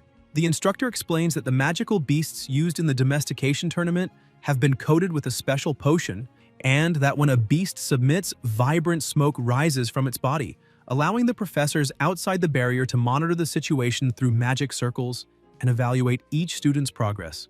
A signal sounds, and the examiner announces that Location 5 has completed the mission and that the test has ended. Julia exits the testing area. Professor Linda is waiting for her and says that finishing in just 3 minutes is impressive. Julia thanks her and says that she wants to check on how her brother is doing, asking where the martial arts department area is. The professor replies that it is Location 10, that the martial arts department will be the last to enter, so it will probably take a while, and Julia says she will go buy a snack while she waits. Meanwhile, someone watches her from the shadows. Iowa thinks about Lucas Ryan from the martial arts department and wonders whether he will achieve results as outstanding as those from the entrance ceremony. 2 hours later, a student comments that he only scored 1 point and asks if that means he will be transferred to a lower class. His partner replies that the classes were already decided at the entrance ceremony, so that will not happen. Aside from the elite class, all mages scored only 1 point. Kai asks whether they will really be able to remain in the martial arts department. The protagonist tells him not to worry, because in terms of raw power, it is not as if they are weaker than the mages. The professor agrees and tells them not to underestimate themselves, explaining that the reason no one has been injured so far is that a level 1 magical beast cannot injure a human. When it comes to physical endurance and close combat, martial artists are stronger than low-level mages, so they need to have more confidence. The students find it strange that he's encouraging them like that. Someone approaches and says they went to check and that it is true, no one was injured. It is Tichy, who adds that most people are just exhausted from having consumed all their mana, and that in addition, she discovered important information. It seems they are using barriers to restrict the beast's movement for safety, preventing students from being surrounded. So if they feel they cannot win, they can just run away and look for a weaker beast. As long as they manage their energy well and take the tournament seriously, everyone should be able to get a good score. They thank her for the information, and Tichy says it was nothing. She just did what any class representative would do. Shigert thinks that choosing her as class representative was the right decision. At that moment, someone approaches saying that he thought he heard some despicable student spying on the class, commenting that he understands that kind of thing well. After all, when someone has no talent, like those in the martial arts department, all that remains is to rely on cowardly tricks to get by. It is Greg, who adds that the martial arts department is next to enter, so he came to warn them, saying they had better make their students work as hard as possible and asking whether Shigert really would not care if the entire department were shut down. Shigert lowers his head, and Greg says that even if it disappeared, it would not be a problem at all because the martial arts department should never have existed. Greg walks away. The protagonist thinks that this guy is exactly like the bastards who humiliated him in his past life. Shui stands up and says that since he placed first in the class during the entrance ceremony, he will enter first. Shigart agrees, but comments that if he is nervous, he can let someone else go first. Chi replies that no, he will go first himself, as planned. The protagonist thinks that he will definitely get a good score and prove to those idiots who look down on the martial arts department what they are truly capable of. The other students agree, saying they will put on a good show as well. Shigert observes that just moments ago, everyone was trembling with fear, and now the atmosphere has completely changed. Kai reminds them not to forget what the class representative said. Shui replies that he understands, but comments that he does not think it is right to use honorifics. The professor thinks that they really are just a bunch of simple kids. 10 minutes later, at location 10, Chi runs in and thinks about the magical perception circles, reflecting that if he can avoid them, then no one will know what really happened inside that barrier. When a magical creature recognizes a master, their souls connect, allowing direct communication and enabling the master to temporarily use the beast's abilities. The wolf notices something and thinks that his master is stronger than he himself is, wondering why he would be using the beast's power. As the protagonist advances, he thinks that it is easy to simply subdue low-level magical beasts. The owl takes flight upon sensing the presence and accelerates even more. Shui thinks that it is a higher-level magical beast trying to flee, until the owl suddenly stops when it encounters something ahead. Chi continues advancing and thinks that if he wants to make it easier for the other students to tame it later, it is better to break its will to fight now. The owl plummets and crashes heavily to the ground. The protagonist approaches the fallen owl and thinks that the aura of a high-level magical beast should be enough to intimidate those of lower level. And it seems that Owl's power is indeed proving useful. The owl begins to release energy, and Shui is thankful for having sent it so easily, but he understands that until he has subdued all the beasts in that area, he cannot allow the potion smoke to escape beyond the barrier. The owl gets back up, visibly weaker, and Chi comments that he will go look for more beasts, while the owl thinks that it never wants to see him again. On the external scoreboard, Lucas still shows 0 points. Kai watches and asks if half the time has already passed and he is still at 0. Julia replies that it is fine, saying that she herself achieved a perfect score and knows that her brother can do it too. Greg approaches and comments that not even having a single point means he cannot defeat even the lowest level magical beast, stating that this is the difference between a martial artist and a mage, while Shigart remains standing there listening. Julia tells him not to dare mock her brother because he is amazing even without using magic. Greg wonders if she is really defending a martial artist and thinks that the elite class student is just as blind as that professor. saying that she can say whatever she wants because the results speak for themselves. At that moment, Lucas gains 1 point. Toroi comments that it is fine. At least this way he will remain in the martial arts department. Greg scoffs, saying that he seems very happy with just 1 point, reminding them that the highest score in his class is 5. Suddenly, the points begin to rise rapidly. Greg becomes confused, thinking that the martial arts department is useless, and wonders if Lucas really reached the same score as his best student, finding it impossible. Inside the dungeon, the protagonist realizes that all the beasts are intimidated and understands that his teammates should now be able to accumulate points easily. He thinks that he just needs to secure his perfect score and leave. The points rise quickly and reach 9. The owl tries to flee, thinking that that terrifying human has returned, but Shui subdues it once again, gaining 1 more point. Greg's eyes widen. The examiner announces that 10 points correspond to a perfect score. Julia beams with joy and proudly says that this is her older brother. Chi leaves the testing area and someone asks if the martial arts department really achieved a perfect score. Julia replies that she knew he could do it. Greg states that it is impossible for a martial arts freshman to tame 10 magical beasts and asks if he used an imposter. The protagonist looks back beside his sister and Shigert says that he did nothing. An examiner raises his hand and asks if Greg is implying that he would accept a bribe or allow cheating.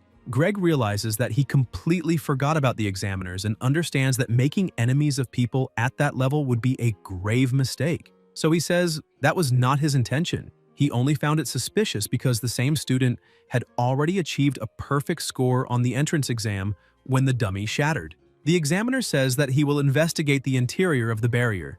Kai comments that they are only mocking the judgment because the martial arts department got a perfect score. Shui replies that it is fine and tells them to investigate as much as they like because there is nothing to hide. 10 minutes later, the barrier is opened. The owl thinks that now they can see from the outside and that if that terrifying human has disappeared, they should take advantage and flee, and the creatures run in panic. The examiner extends his staff and uses magic to capture one of the beasts, showing that they are extremely agitated but not weakened to the point of justifying any irregularity. Someone nearby asks if he really believes the student achieved a perfect score legitimately. The examiner replies that he found no direct anomaly, but that something clearly affected the creature's behavior. They decide to send those 10 beasts for a detailed inspection and continue the tournament. Soon after, the examiner announces that no problems were found with the results and orders the next competitors to prepare. The protagonist thinks that, although they found no flaws, they still do not trust his abilities, which he finds interesting because the real surprise is yet to come. Tishy runs in to take the test and immediately encounters a wolf. The beast notices her approach but is struck by a direct blow. Tishy thinks that if she cannot subdue it within 30 seconds, she will change strategy and head for the gate. She keeps attacking and the wolf, seized by fear, thinks that she has the same hide as that terrifying monster, wondering if they are companions and if he is still nearby. Tishy clenches her fist and the wolf, completely terrified, does not try to dodge or attack, merely submitting. Tishy finds that strange and wonders whether a level 3 black wolf would really surrender so easily, whether it was just a coincidence, and whether this means that the members of the martial arts department might not be as weak as everyone thinks. Tishy charges at the beasts and her points begin to rise rapidly, leaving the class outside completely thrilled by her performance. Inside the dungeon, she continues attacking without hesitation, piling up points until she reaches 10, the perfect score. People comment that she did it and that she was even faster than Lucas. The examiners glance at one another and once again ask whether there was any problem with the beasts, deciding to send them for a detailed inspection. Tishy thinks that, just as Lucas said, the beasts in that tournament were reacting that way only because they were martial artists, and that did not mean they were weaker than mages. In the third match, the student faces the monster with ease and also achieves the maximum score, while Sharp likewise reaches 10 points. In the fourth match, Collins fights and also obtains a perfect score. In the fifth, Kai trades direct blows with the beasts and defeats them without difficulty, finishing with 10 points. One after another, the students of the martial arts department continue to achieve perfect scores, climbing straight to the top of the rankings in each event as the tournament progresses. Shigert watches everything, smiles discreetly, and walks away while drinking. Elsewhere, the examiner reports that the detailed inspection found no problems with the magical beasts or with the barrier space. An old man asks why the scores of the martial arts department are so exceptionally high. The examiner replies that the beasts were probably already frightened by the attacks of the magic division, since the magic students always participate first, but that this is the first time something like this has happened, and also the first tournament since the creation of the martial arts division. He comments that by fighting at close range, the martial artist must have caused even more fear in the beasts. The old man says he understands and decides that, starting next year, the martial arts division will be the first to participate, keeping the current scores as they are. Greg becomes indignant and claims that this means the martial arts division will surpass the mage division and tie with the elite division for first place. Shigart lets out a sigh and the old man asks whether he has a problem with that. Greg replies that he does not, but insists that the martial arts division claiming first place purely by luck, rather than real skill, raises doubts about the fairness of the tournament. The director responds that luck is also part of one's abilities, and that this is not the student's fault, so there is no reason to discard the scores, and the old man agrees, saying that the results will be announced. Greg looks back, sees the two professors together, and thinks that he hopes Shigart is paying attention. The old man approaches the director and comments that this is a critical issue that affects the very existence of the martial arts division, and that if he, as a 9th-level martial artist, noticed this, the director certainly knows what is really going on. Otani replies that he cannot share the details, but guarantees that it is nothing bad for the school, thinking that he will move forward and act as if their abilities were not real, exactly as desired.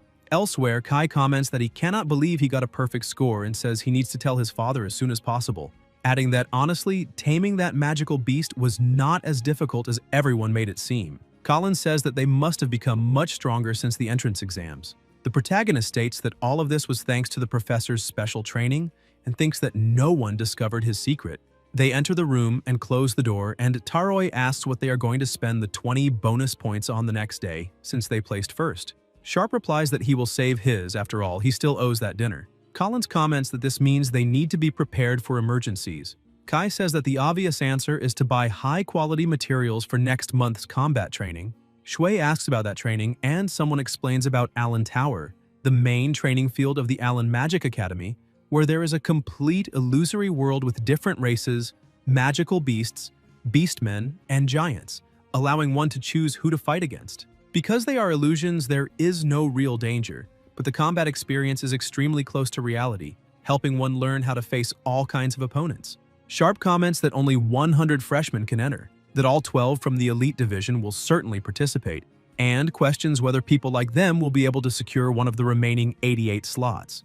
Taroi says he heard that participants are usually chosen based on the ranking of the taming tournament, and since they all got perfect scores, it is practically guaranteed that they are in. Someone stands up, Kai asks where he is going, and Collins replies that he is heading to the supply shop to buy some training equipment. The protagonist thinks that this is exactly as he imagined. Every martial artist wants to become stronger, and making everyone score perfectly in the tournament was the right decision. Kai calls Lucas to stop by the shop as well, but Shui replies that he thinks he will pass. Chi shows a chain and says he wants to take a closer look at the pendant the professor gave him earlier. Taroi comments that this is something only the top 3 who obtained perfect scores in the tournament receive, and says that if the order had been just a little different, it would have gone to Lady Teishi, while the protagonist replies that his only strong point is good luck. Kai sighs and says that it does not matter, stating that he is going to the supply shop to meet his partner and the others. Elsewhere, several people are gathered looking at the scoreboard, which shows that the martial arts department achieved a perfect score with all students. Someone approaches, it is Lila, Greg's student, who says that they should achieve excellent results for 3 consecutive years and become part of the main class after the elite course, asking whether they know how much her father has struggled over the past 10 years. Another student strikes the screen and says that those guys took 20 slots for entry into Allen Tower, and that those slots belong to the mages. The partner beside him comments that even the professors from the magical beast base stated that the martial arts students did not cheat. The boy pulls back the magical dagger he had thrown at the screen and says that the martial arts department apparently bribed the professors of the beast base. A student nearby says that this is not impossible and comments that the son of the Taroi family in the martial arts department could easily bribe them. Someone appears and says that he saw the henchman of the Taroi heir earlier. It is Andre, Greg's student, who claims that they bought the last training equipment in the school supply shop. He asks whether tomorrow, when the 20-point bonus is given to the martial arts department, they do not think the precious materials will continue to be snatched away by them. Lila comments that she remembers that a martial artist's meridians are more fragile than glass, and asks how about correcting their growth rate. Elsewhere, people laugh. A dagger is thrown and sticks into the ground, while a voice asks why they are suddenly being attacked. Sharp is badly injured, and Collins wonders whether it is poison, thinking they need treatment quickly. He asks whether they want points and says he can give them points. Lila attacks him as well, and a great deal of plasma splashes as they are assaulted. Lila orders them to shut up and says she does not need their points. Sharp asks why she is doing this. Lila replies that her demand is simple, that they crawl back to the martial arts department in their current state and tell the entire class that their lives are worth less than insects. A very loud noise echoes. Several hours later, the protagonist is with Kai searching for their other partners and says that if they can hear him, they need to respond. Kai comments that those guys usually come back late from their part-time jobs and asks why he is so panicked. Shui replies that the situation is different today and thinks that this is the first time he has sensed such a strong smell of plasma on that road. Chi smells it and runs toward the source. Kai asks what that sudden sprint was about. When they stop, they find the two partners extremely injured. Taroi becomes furious and asks who the hell did this. Chi lifts one partner's head, and Colin says it was Greg's class, Lila. The two are gravely wounded. The protagonist looks on with a terrifying expression, seized by such intense rage that his aura changes. Shui says that he is still alive, just unconscious, that he will stop the bleeding and needs to find medicine. Kai runs off to get the medicine. Chi, with his hands over the two of them, thinks that they were cursed, with all their bones shattered into pieces. This is clearly the bone-breaking technique used by black market enforcers, and injuring someone in such a cruel way can completely destroy a person. This is not bullying, it is attempted murder. Sharp calls for his father and mother and says that it hurts. The protagonist hears it and says that it is all right, that he will avenge him. Tishi runs over and asks whether the two were attacked. Kai says that he ran into her by chance on the way back. Shui says that they are not in mortal danger but will need to rest for a few days. Taroi says that thank God it was Lucas who provided first aid and states that he will never forgive those bastards. Tishi says that she will go to the student council tomorrow. Kai replies that the teachers are pretending not to see anything, so the student council will not take them seriously either. Chi, extremely irritated, says that he does not care. Tishi thinks about that expression completely different from his usual gentle demeanor. The protagonist says that he will settle this feud no matter the cost. The next day at the class council, a young man says that he understands the situation and asks whether he wants to duel the students from Professor Greg's class. Shui replies yes. If they win, he will demand an apology from the students who attacked the two members of the martial arts department, and if they lose, he will not mind handing over the S-rank bonus to Greg's class.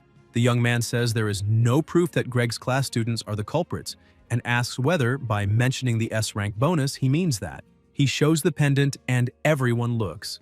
Then he lets it fall to the ground and says that his hand slipped, asking whether, for something as serious as a duel, betting something so cheap is not inappropriate. The pendant lies on the floor. Kai watches and grits his teeth. Chi asks what would be appropriate. The young man runs a hand through his hair and replies that something unique to the school would be more suitable. For example, the entry qualifications for Allen Tower, saying that the losing side will permanently lose the right to enter the tower, and asks what he thinks of that. The protagonist replies that it is fine. The duel is scheduled for 2 days later and draws the attention of all the students. Freshmen dissatisfied with the martial arts department securing slots for Allen Tower applaud Greg's class, and Greg himself even praises the three who attacked the department members. Meanwhile, Shigert makes no specific comment, merely silently intensifying combat training. On the day of the duel, a voice comments that those three are fighting for the martial arts department, and that they will support them with everything they have since this promises to be interesting. Lila says that there are many people watching and that if he apologizes now, she might forgive him. The protagonist replies that they still do not know how the fight will end. The commentator orders both sides to prepare for the duel and then announces the start. Andre releases his magic. Kai charges and shatters his barrier, and Andre is surprised to see all his attacks deflected. Taroi asks if that is all he has. Andre adjusts his glasses and thinks that he did not even notice he fell into a trap, and that arrogance really does help deceive the enemy. Kai senses something, an intense power approaching and binding his foot. Andre says that he can no longer escape and bids him farewell. Taroi draws his dagger, and a massive explosion erupts, plasma splashing across the ground. Andre smiles and asks if he understands now, saying that this is what one gets for provoking a mage. Kai is extremely irritated, trapped within the ice. Andre asks what that was and says that if he is surrendering, he should speak louder. Lila comments that, as expected, trash remains trash, and says that if he admits defeat now, she will spare his life. The protagonist, irritated, asks how long she plans to keep provoking before being satisfied. Taroi activates his flame attribute and asks whether his magic can also freeze lava in the magical Beast Mountain range. Lila calls him an idiot and tells him to run fast. Another massive explosion occurs. Andre is blasted away and thinks that it was gelatinous lava detonated at point-blank range, wondering whether he does not care about his own life. Kai moves quickly and attacks him. Andre is injured, and someone loudly asks whether a martial artist just wounded a mage. People comment that his legs are completely charred, and that blowing up his own legs to escape the ice prison shows terrifying determination. Taroi thinks that it is exactly as Lucas said. The moment he destroyed the magic that guy released with such confidence, an opening appeared to attack. Andre says that being injured by a mere martial artist is humiliating, but with both legs severely damaged, he can no longer dodge any attacks and must be finished in silence. Kai begins to release his flame attack again, causing a huge impact. Taroi smiles and advances. Kai's hand is frozen, but he easily shatters the ice and says that this is why he hates ice users, because people like that always fail in the end. Andre tells him not to come closer. Taroi attacks him, shattering his glasses and leaving him gravely injured. Andre is sent flying and wonders whether his ice shield was destroyed by sheer brute force, thinking that he never imagined the day would come when he would lose to a mere martial artist.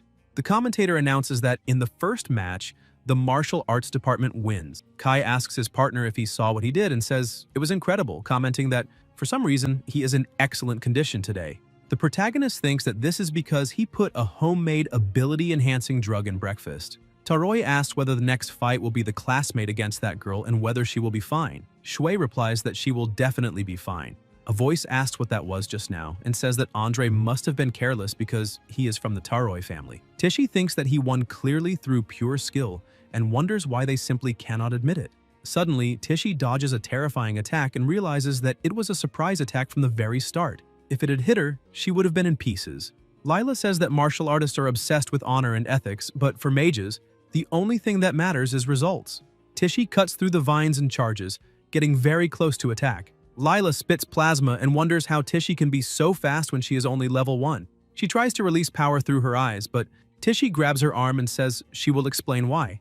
In the code by which martial artists live, there is a teaching to protect human life. Lila tries to use plant magic, but Tishi attacks first, repeatedly, and a voice comments that she is striking the mana meridians with perfect precision. Tishi keeps her fists clenched, and the protagonist thinks that this is exactly as expected of her, with her sharp eyes.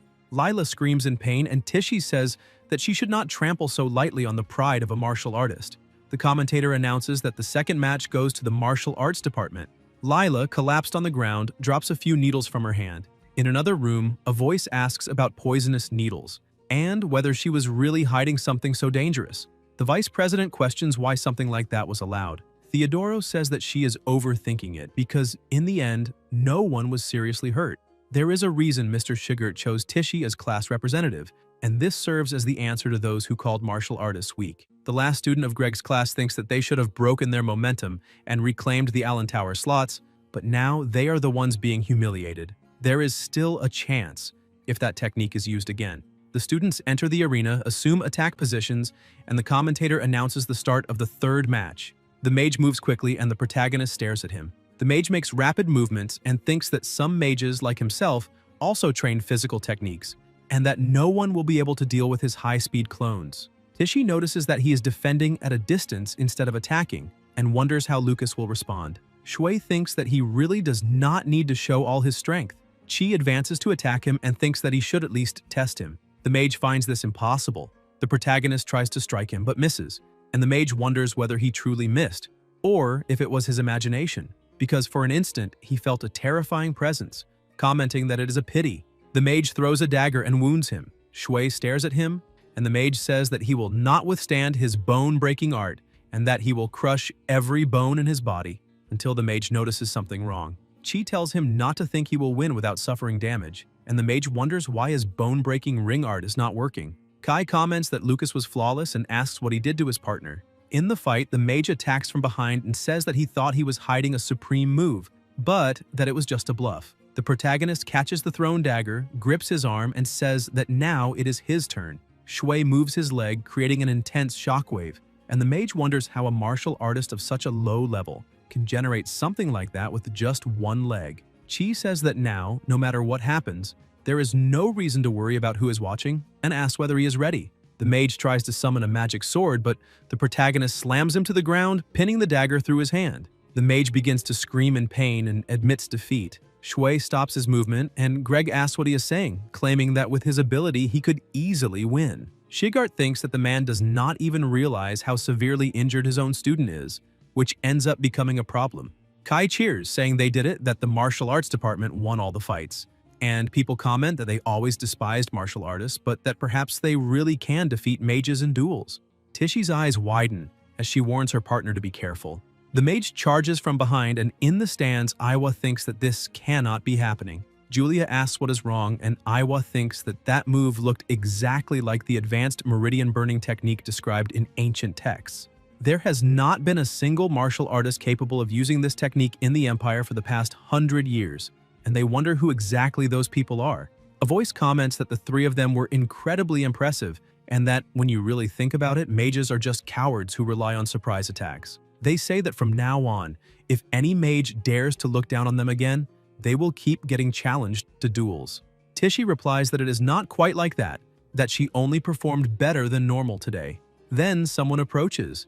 It is Shigart, calling them arrogant fools and asking how many times he has told them not to get carried away so easily. A martial artist declares that she will definitely grow stronger and make them regret it. The protagonist thinks the teacher is right, that as martial artists they must have confidence, but not arrogance, because without constant training there is no real progress. Someone comes over and comments that he is starting to look like a real classroom teacher. Shigart replies that he simply does not want them to end up like him and asks what that means. Linda hands him a letter and says that the magical pathways are shattered like a spiderweb, resembling an ancient forbidden art, the meridian crushing technique. Elsewhere in the infirmary, the mage is in terrible condition. That night, a carriage arrives. Someone gets out extremely furious, slams a hand on the table, and asks how a duel between freshmen ended up like this, saying that his son's magic meridians were destroyed, and he will never be able to use magic again. He demands severe punishment for the cruel perpetrator and insists that the martial arts department must take responsibility and be dissolved. A bottle falls to the floor and shatters. Shigart steps forward and questions this severe punishment for the vicious perpetrator, saying the man is right. The magic-breaking trio used in the duel matches perfectly with the spell used on Sharp and Collins, making it clear that those three are the culprits who grievously injured the two students, and that Greg and the others must be punished severely according to the school's regulations. Greg wonders if those guys plan to finish them off during the duel, but questions why this is being brought up now, saying they should not change the subject, because they are discussing who is responsible for Break being struck by a forbidden technique. Shigart replies that it has not been confirmed that it is a forbidden technique, and that Meridian Crusher is not something a novice martial artist can use. Break's father thinks that makes sense, because there is no way the incompetent son of the Ryan family, rejected by the gods, could control an ancient forbidden technique. Greg says that an advanced martial artist could use a forbidden technique, but that the only advanced martial artist present at the duel was the teacher, stepping closer and insinuating that he could be the culprit. Shigart replies that if he could use forbidden techniques, he would have used them on him long ago. The man asks if he truly believes Break was not hit by a forbidden technique, and if so, how he explains Break's current condition. Shigart suggests that it might be karma and thinks that he asked Lucas about it afterward, and Lucas insisted he cannot use forbidden techniques, so he shared his own theory. Break paid large sums to learn torture methods from black market enforcers and was apparently notorious in those circles as a troublesome noble son, and the protagonist thinks perhaps he was worried about information leaking from the underworld. Shigart says that an underworld force took advantage of the duel to act. In the present, the man grows thoughtful, and Break's father asks if he thinks he can dismiss the case with such absurd rumors.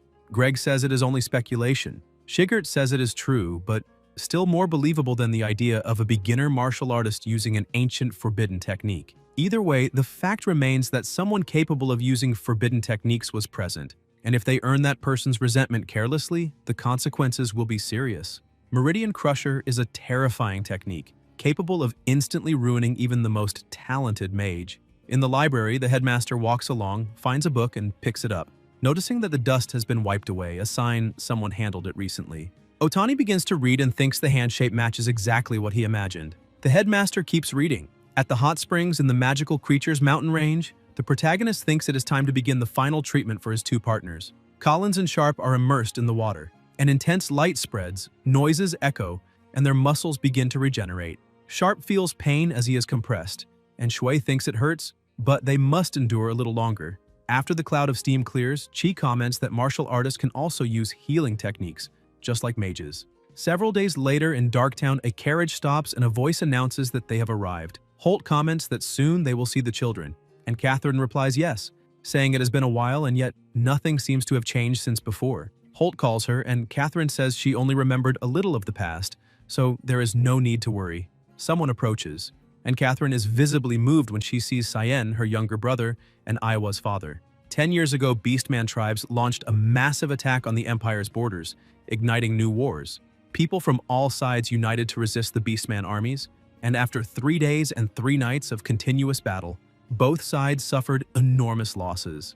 It was in that war that the young Knight Commander Holt Ryan and the mage Catherine Miranda first met eyes. Having faced death side by side, the two swore to spend their lives together. However, her father, Duke Miranda, vehemently opposed the marriage, severed family ties, and Catherine cut all contact with the Miranda family. Cyan comments that time passes quickly and that he heard her children are excellent. Their father even said Julia looks very much like Catherine back then. Catherine asks if he truly acknowledges the existence of Julia and the others. Cyan asks if she does not intend to return home and says that, deep down, their father always wanted to see her again. Catherine asks if that is true. Cyan sighs and replies yes, but only her. Catherine immediately understands that does not include her husband. Holt tells her to go ahead, because in any case, he needs to return to the front lines. Catherine tries to say something, but Holt reassures her, saying it is fine, and that he is at least happy they will let her return alone, promising to come get her when the campaign ends. Holt walks away. Cyan thinks that, to reconcile her with their father, he had to swallow his own pride and secretly ask for help. Holt really is a good husband, but their father still has not forgiven the fact that a noble mage married a martial artist, and he thinks that if one day someone could dispel society's prejudice against martial artists, perhaps everything would be different. The protagonist sneezes and finds it strange, thinking he has trained so much that catching a cold makes no sense. Julia comments that it is rare for Kai to buy food for someone else.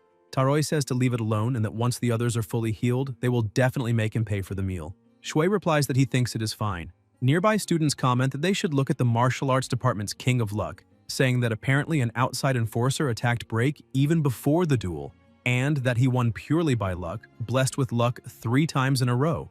Julia steps forward and asks whose gossip that is. Kai says he is going to deliver lunch to the dorm and that because of that, he should go to the cafeteria first with his sister.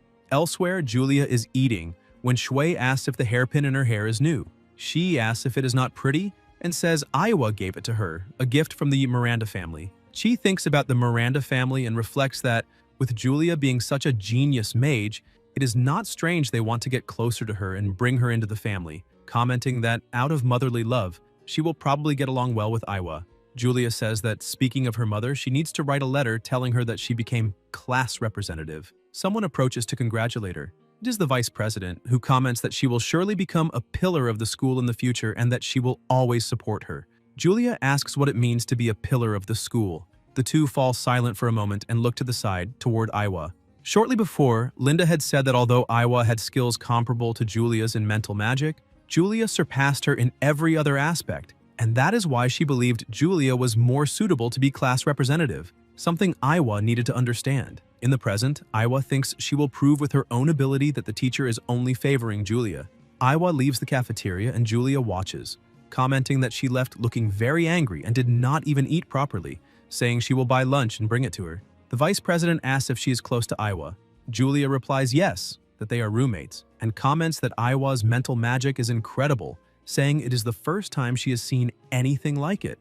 The protagonist adds that mental magic is truly rare. Mina, sitting there, activates her magic and creates a shield around the 3 of them. Shui wonders if that is a magic circle to keep sound from spreading. The vice president says that very intelligent people are often difficult to deal with and comments that Julia's wind magic is also interesting. Julia asks what she just said. Chi stabs his fork into the food and asks if she did not come only to chat. Mina thinks her brother is clearly on guard, but as long as he adores his sister like that, this level of interference is no big deal, so she decides to be direct. She asks if he knows the dangerous place called the Magical Beasts Mountain Range behind the school and says that apparently there was recently an ecological anomaly there. The number of low-level magical beasts has dropped drastically, and even crested magic leopard cubs, which used to be common, have simply disappeared. 3 days ago, the Empire's investigation team discovered the lair of a high-level magical beast. A spoon falls to the floor and Julia asks if it is Ul. The protagonist coughs softly and Julia covers her mouth. Shui asks if she wants them to take a field mission and what the difficulty level would be. Mina partially covers her face and replies that the reward is 100 points. The two siblings are surprised, and Chi comments that he and his sister should be able to handle it without problems. At the Miranda estate, Soa Miranda, Duke Miranda, and head of the Miranda family sits at the table during the meal. Cyan thinks that his sister's room has already been cleaned, yet his father still made her stay in the guest room, showing how stubborn he is. Cyan also notices that Catherine has not touched any of the objects in the room. The head of the family calls to her and says that, as for Julia, who has the qualities to become a sacred archmage, he is willing to acknowledge her as his granddaughter. Catherine thanks him and adds that Lucas is also an excellent martial artist who achieved a perfect score. But Soa replies coldly that no matter how excellent a martial artist is, he is still insignificant, because the Miranda family seeks only those with the talent to become sacred archmages. Catherine thinks it is exactly as she imagined. Her father's prejudice against martial artists will not change so easily. Someone asks for permission to speak and reports that the investigation team sent to the Magical Beasts mountain range brought new information. The two siblings wonder why that investigation has flared up so suddenly. The letter states that a new area was discovered beneath the beast's den and that the danger level is still unknown. Cyan asks if something happened in the Magical Beasts mountain range, and Catherine says that the children at the nearby Allen Magic Academy could be in danger. The head of the family replies that Allen Magic Academy has teachers and stationed forces on site, and that as long as they remain inside the school, there should be no danger, telling her she can wait until the situation is resolved before going to see the children. Catherine agrees and thinks her children only need to wait a little longer. Elsewhere, a voice informs them that the mission must be accepted by at least 5 people, and one of them must be a member of the student council. The vice president is indignant and says that when she checked the day before, there was no participant limit. But the young man replies that he is sorry because the president changed the mission requirements after an anomaly was detected in the Ridge Cave. Mina realizes the man deliberately changed the conditions, betting she would not be able to gather 5 people. The protagonist wonders if she is so isolated she cannot even gather 5 members, and thinks it is no wonder she approached his sister since the entrance exam. Mina apologizes and says it looks like they will have to give up the mission. Shui tells her to leave recruitment to them and Julia says they will help. The vice president thanks them and starts to feel bad for using them as pawns, thinking they are good kids. Elsewhere, someone appears wearing armor and holding a sword. It is Kai, who says that if his best friend Lucas is going on a field mission, he will help too, thinking it is finally time to use the advanced equipment his parents bought. Maya introduces herself and says it is a pleasure to meet them, explaining that she specializes in water attribute healing magic and can be useful. Mina thinks she should take back what she said earlier because they are all just freshmen and might end up being a burden. Chi asks why his sister called Maya instead of Aiwa, and Julia replies that it was because Aiwa did not even listen to her. The vice president thinks it does not matter because they are only there to fill the minimum number. As for the mission itself, she and Julia should be able to handle it alone. She says they must leave immediately, because even with acceleration magic, it will take half a day on foot to reach the Magical Beast's den, so they need to hurry. Several hours later, Mina says they have arrived and notes that this area is under investigation by the Empire's inspection team. Kai observes and says the crest there belongs to the Miranda family, and the vice president adds that there are also clear traces of battle. The protagonist and his sister think it is a good thing they did not find Ul's dwelling. Then Shui senses something approaching. A monster charges in, and Mina reacts instantly, using storm magic to hit the creature head-on and defeat it with a single strike. Another monster approaches from behind her. The vice president notices in time. Kai rushes forward and positions himself in front with his magic shield, telling them to leave close quarters fighting to them. The creature lunges. The protagonist strikes it quickly and complains that they should not steal the spotlight, while Taroi taunts, asking if she thinks she can keep up with his speed. Maya activates the water spirit barrier. The monsters surge together, and Mina thinks it has been a long time since she felt coordination like this in a group, commenting that that magical beast clearly does not like wind and lightning magic. Then the vice president notices something different. Julia is gathering a huge amount of mana and activates barrier magic. Lightning is released, striking the monsters, and Julia then lowers her staff. After completely burning the creatures, Kai comments that her lightning magic still has absurd power. The vice president is also surprised, and Julia asks if she said something just now. Mina replies it is nothing and thinks she seriously underestimated the capabilities of those pawns. Maya releases her magic, and Taroi comments, impressed, that it is incredible because the wound healed instantly, saying she looks like a goddess. Maya replies that it is not like that, thinking it is exaggerated to be called a goddess, but she thinks it would be different if Lucas said it. She freezes for an instant, wondering what she is thinking. Inside the cave, they enter and comment that the space is enormous. A light turns on, and Julia is impressed, saying there is an even larger area in the back. Kai notes that even a small army could pass through there. The protagonist comments that it does not look like a naturally formed cave, but something deliberately excavated, and that the underground must be infested with magical beasts. The vice president confirms, saying that the deeper they go, the more dangerous it becomes, and everyone must stay on maximum alert. Suddenly, goblins rush in. Julia releases a bolt of lightning and eliminates them with a single strike. The vice president explains that they lived underground for so long that their vision deteriorated, so they rely almost entirely on hearing to hunt, and thunder destroys that hearing, leaving them helpless. Taroi comments that at this rate, if they keep defeating beasts like this, the plan is working. A bit farther on, an explosion happens. Kai runs to lure more beasts while Julia watches and activates her magic together with Mina. Taroi looks surprised as he sees the two intense, devastating spells surging forward together toward the beasts. An explosion echoes through the cave. The protagonist comments that it is really efficient and thinks it is nothing like ordinary area attacks, not even the ones from reincarnation games. Kai says he is pulling the monsters in precisely so they can wipe everything out at once, calling the idea brilliant, and says he can only do it thanks to his advanced equipment, asking Lucas to forgive him for stealing all the glory. Shui thinks he should not assume everyone wants attention like he does. Following Taroi's suggestion, the group starts eliminating the magical beast steadily while Maya focuses on healing Kai, and in this way they advance gradually toward the center of the lair. Everyone is exhausted except Chi, who tells them to give his sister and the others a break, and asks if that guy is pretending not to hear. Maya says she thinks so. Taroi comments that he brought everyone there and that the rest depends on him, asking where the others went. They are right next to him, and the protagonist says that even if it is his fault, they will have to sacrifice the comrade. Maya says she is out of magic power, so there is nothing she can do, and Julia tells him to be happy in the afterlife. Maya adds that if there is still even a little rage left in him, she will definitely save him. Suddenly, a noise echoes. Maya asks if it is their partner. Shui says no, and that the sound came from the center of the lair, deducing that the research team probably found the boss of that place. The vice president asks if they should go check.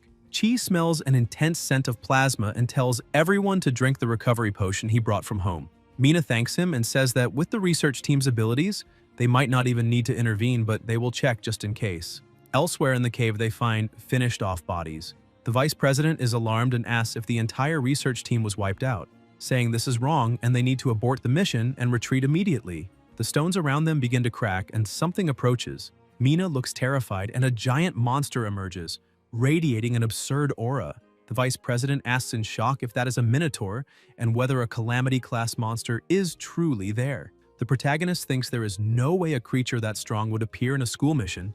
Something is definitely wrong, but the presence feels familiar as if he has sensed it before. To protect the vice president, Shui steps forward. The monster attacks, but Chi manages to block it while a barrier is also activated. Julia asks if everyone is okay and whether that ice shield that appeared a moment ago was Mina's doing. The protagonist replies that no, saying it was that person trapped in the Minotaur's hand. A young man is being held, and the monster asks if he was the one who interfered. Shui asks whether, even with such grievously wounded people, he still tried to save them.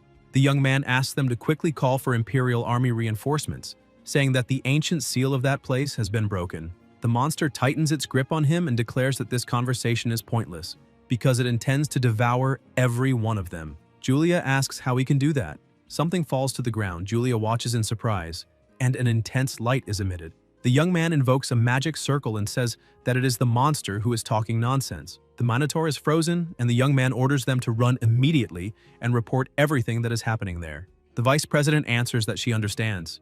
Chi thinks that he failed to save him, but that he will return soon to avenge him. The young man shouts for them to run while they still can, saying that he did everything within his power. The Minotaur shatters the ice and asks how a mere insect dared to attempt a surprise attack on him. The creature is about to swallow the young man when attacks strike the monster, forcing it to release him. It was Julia who attacked, saying that he is not an insect but a great warrior. A power is released to cushion the young man's fall. It was the vice president using her wind bomb, and she asks why they are advancing instead of fleeing, since he risked his life to buy them time. The protagonist says he will hold it there and ask them to report the situation outside. Mina states that this is a calamity-class threat and that there is no way a freshman like him can restrain something like that. Shui thinks she is right and that it will not be easy at all. A stone falls to the ground and the Minotaur declares that all of them will be finished. Chi tells them to leave it to him and hurry. The vice president replies that she will not retreat because it is her duty to protect everyone. The protagonist thinks he always imagined her as merely calculating and selfish, but realizes she is braver than he expected. Julia says she cannot flee and leave the two of them behind.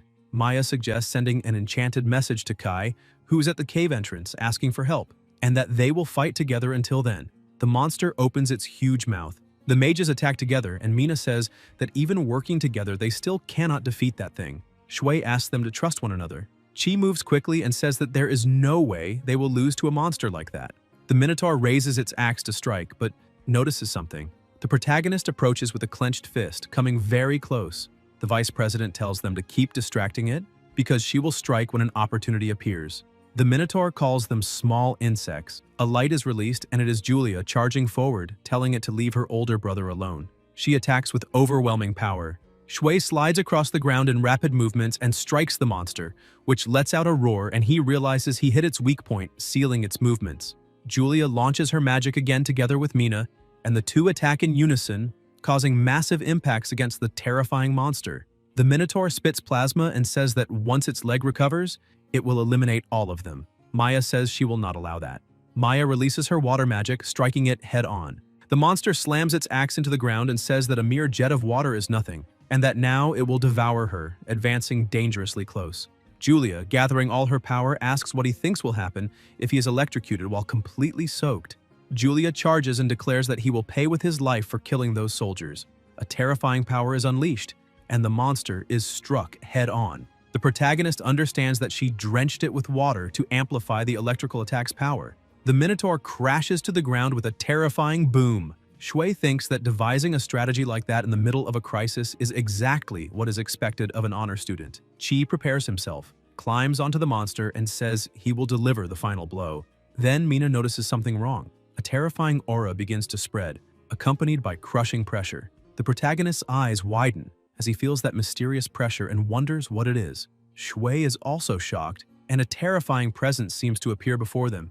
At the same time, outside, Kai feels the same pressure and wonders if it is an earthquake, deciding to call for reinforcements immediately. They need to hold on. Inside the cave, the absurd pressure keeps increasing. The Minotaur rises even stronger, releasing overwhelming pressure. The protagonist is thrown back but manages to stay on his feet. Shui's ear begins to bleed, spitting plasma. He was injured merely by the sound waves of the monster's voice, and Chi realizes that the enemy has grown significantly stronger, asking if everyone is all right. The people around them are also injured, as the barriers have been shattered. The vice president falls to the ground. Maya is also down, along with Julia. All of them are injured. The protagonist watches in silence. An extremely loud noise echoes and Shui assumes a fighting stance. The monster is enveloped in an absurdly intense aura. Chi charges toward it and attacks, saying he will eliminate it. The Minotaur smiles. The protagonist, consumed by fury, rips a piece off it, clenches his fist and attacks again, causing a violent explosion. Shui notices the monster trying to strike him but manages to dodge, and Chi thinks it is as if that creature does not feel pain at all. The protagonist stares at it. The Minotaur is absurdly strong, and Shui notices its arm regenerating. The monster grips its axe and attacks. Chi is pushed back by the wind, and the protagonist realizes he is spitting plasma merely from the air pressure, having underestimated the extent of the damage he suffered from the earlier roar. The monster says it is not bad and comments that the plasma of the strong makes its heart race. Another explosion occurs, but Shui manages to evade. The Minotaur chases after him with the weapon in hand and attacks again, but Chi still manages to dodge thanks to his speed. Rocks begin to fall, and the protagonist realizes that the stones that collapsed earlier are being pushed toward the others. The rocks keep crashing down and one nearly hits the girls, passing dangerously close to Julia as Shui moves rapidly. The monster opens its huge mouth, emitting a deafening sound causing impacts and an absurdly terrifying pressure. Chi uses his power to try to contain it and thinks that the roar is being amplified by the echo within the rock walls formed by the earlier collapse. A terrible impact occurs. The protagonist coughs up a large amount of plasma and the monster takes advantage of the opening to advance. Plasmas spill everywhere. The Minotaur becomes confused and says that with something like that, thinking about it carefully for that very reason, the monster starts laughing and attacks again. But the protagonist manages to dodge and tells him to save that line for after he is defeated. An explosion happens, the Minotaur raises his weapon, and Shui says that as long as he is alive, he will never allow him to lay a hand on his sister or the others. The monster observes, and Chi takes advantage of the opening and advances, attacking him. The protagonist tears off a piece of him, and the monster screams in pain. The Minotaur looks shocked. Shui throws the piece of his body to the ground, steps back, looks behind him, and advances again. One of the monster's teeth is shattered, and the speed at which Chi moves is surreal. The Minotaur smiles and lunges, grabbing him with his hand, but the protagonist manages to escape. The monster realizes that his hand has been torn off, and amid the smoke, Shui is still standing. The Minotaur advances again toward him with his mouth wide open. Chi charges forward, their blows collide, and the monster says that he already expected this. The Minotaur notices something, and the protagonist smiles as he advances, releasing a surreal and intense power, slicing the monster in half. The Minotaur screams in pain, and Shui attacks once more with his immense power, completely destroying the monster in front of him. After some time, still inside the cave, Julia is lying down and Maya asks if they're still alive. Julia asks where her older brother is. The protagonist widens his eyes and delivers the final blow to the monster, and plasmas spray in all directions. Julia notices her brother ahead and calls out to him. Threads of plasma fall to the ground and begin to climb up Shui's body. Chi screams at the top of his lungs, and the pressure increases. In the Hall of Wrath, fire moves throughout the place around a statue until a hand rises from the flames. A monster emerges there and says that he has returned to this filthy world, calling himself a martial god. This is Valsaba, the demon lord of controlled wrath, who claims that he will tear him apart without fail. A woman appears at his side and says that it is delicious. This is Gisilda, a superior demon lady who comments that he awakened because of the fury of the key they chose. The demon lord of controlled wrath walks forward and asks whether he truly possesses enough latent potential. Gisilda smiles and tells him to watch because at that very moment he is freeing himself from the claws. In the real world, violent impacts occur, and the protagonist is still standing. Julia hugs him and begs him to stop and wake up. Maya asks for calm, then widens her eyes and says that Lucas is about to strike his own sister with all his strength. Shui has his fist clenched and is completely out of control, and Julia cries desperately. When the tears fall, Chi thinks of his sister and returns to a normal state. The protagonist collapses to the ground, the smoke dissipates, and Julia calls out to her brother. The claws begin to come out of Shui's body. Julia keeps calling to him and Chi apologizes, saying that he has regained consciousness and needs to retreat. An energy runs through his body, an intense power emanates from his eyes, and the claws finally disappear. Julia asks if he is all right, and the protagonist replies that he is.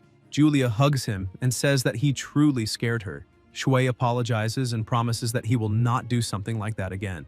Later, in another world, a voice says that a message from Kai has just arrived, informing that Lucas and the others brought reinforcements and are on their way to help them. Gisilda comments that there is no need to rush because this key still needs more tests, such as the loss of family, and an image of Julia appears enveloped in a liquid. Somewhere else, people call out to Lucas, and when the protagonist opens his eyes, everyone is very happy. Shui sits up on the bed and asks where he is, until Chi feels something strange and remembers what happened before. The monster's claws wrapping around his body and says that his body moved on its own again.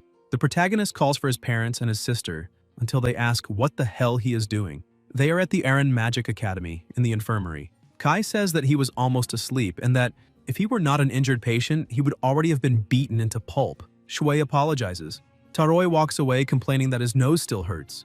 Later, still in the infirmary, Chi wonders why he had that dream and whether that strange power used in the cave is manifesting. He thinks that the sensation of losing his reasoning was exactly the same as when that bandit was finished and turned into a monster. But at that time, he did not lose consciousness. This time, however, it seems that he had already lost control when his sister and Maya woke him up. His consciousness must have been consumed by that power while he was fighting the Minotaur. He remembers nothing except the emotion of rage. The protagonist reflects on this and wonders whether his consciousness was consumed because he was dominated by anger, and whether it is possible to suppress it during combat. He decides that he must ensure that there is always someone capable of stopping him nearby whenever an important battle is about to happen. Shui becomes very thoughtful, remaining completely silent while feeling a strange sensation. Chi says that the only people he can work with on missions or training are the students there, because making them try to stop him in a state of fury would be extremely dangerous. Then the protagonist realizes something and thinks that he only needs to create a way to restrain himself. Shigart walks down the corridor. The nurses comment that the patient there is out of danger now, but even so, he is already a high school student, so they wonder how he suffered such severe injuries on a simple school mission. Sigurd, while drinking, overhears the conversation.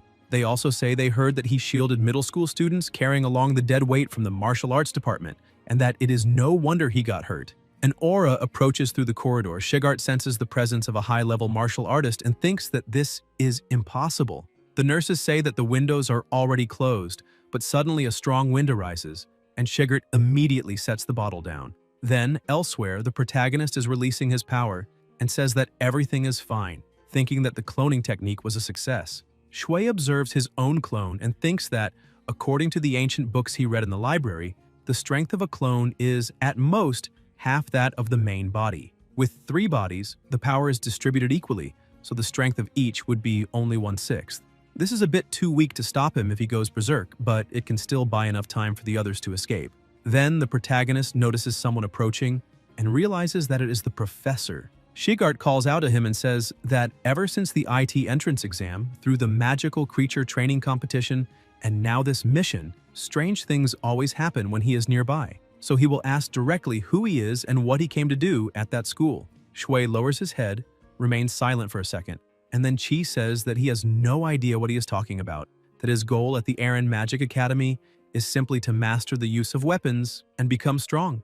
The professor moves quickly and strikes him, asking if that is what he means by becoming strong, and saying that before that he wants him to show his true ability. The protagonist asks what he means by true ability, and thinks that the professor is sharp, as expected. If he can earn the respect of someone like him, his future school life will be much safer. Then someone approaches and asks who he is. Sigurd realizes that he completely forgot that today is a holiday, so guardians can freely enter and leave the school grounds. Catherine asks if he could simply step away from her son. Shui explains that he is the professor of the martial arts department class and that he was just giving some guidance while evaluating him, teaching that one should not confront a strong opponent head-on. Sigurd wonders if this boy is hinting at him and thinks that it seems he noticed the mother's arrival from her footsteps long ago. Catherine asks if that is really the case, but says that since it is a day off, he should be resting properly. Sigurd understands that, in other words, she is telling him to leave. Since he did not cause any serious trouble and while he is his teacher, he will not allow problems to arise, he takes his leave. Catherine asks if he should not be selfish and irritate the professor, and the protagonist replies that he should not. Catherine then asks why the two of them risked their lives in that cave and says that she herself stayed at the Miranda family estate until things calmed down, wanting to come see them as soon as possible. Julia asks if that means she was nearby for days and says that she wanted to see her much earlier. Catherine tells her brother to do something and Shui tells her not to look at him, asking if their father is not with her. Catherine says that the situation on the front line does not seem good and that he went to war after leaving her at the Miranda estate. Chi thinks that the Miranda family accepts their mother but still does not acknowledge their father, an extremely stubborn family of mages. Catherine says that she has a gift from their father to celebrate first place in the entrance exam. The protagonist becomes excited. Catherine opens the box and reveals a precious sword, passed down through generations of the Ryan family. It was damaged during a battle against the Beastmen army decades ago, and the repair is difficult so it lacks practicality. But even so, it is a family heirloom, and his father places great expectations on him. Shui looks at the sword, takes it in his hand, and says that he will do his best not to betray his father's expectations. Julia comments that he is very lucky. Catherine looks at her and smiles.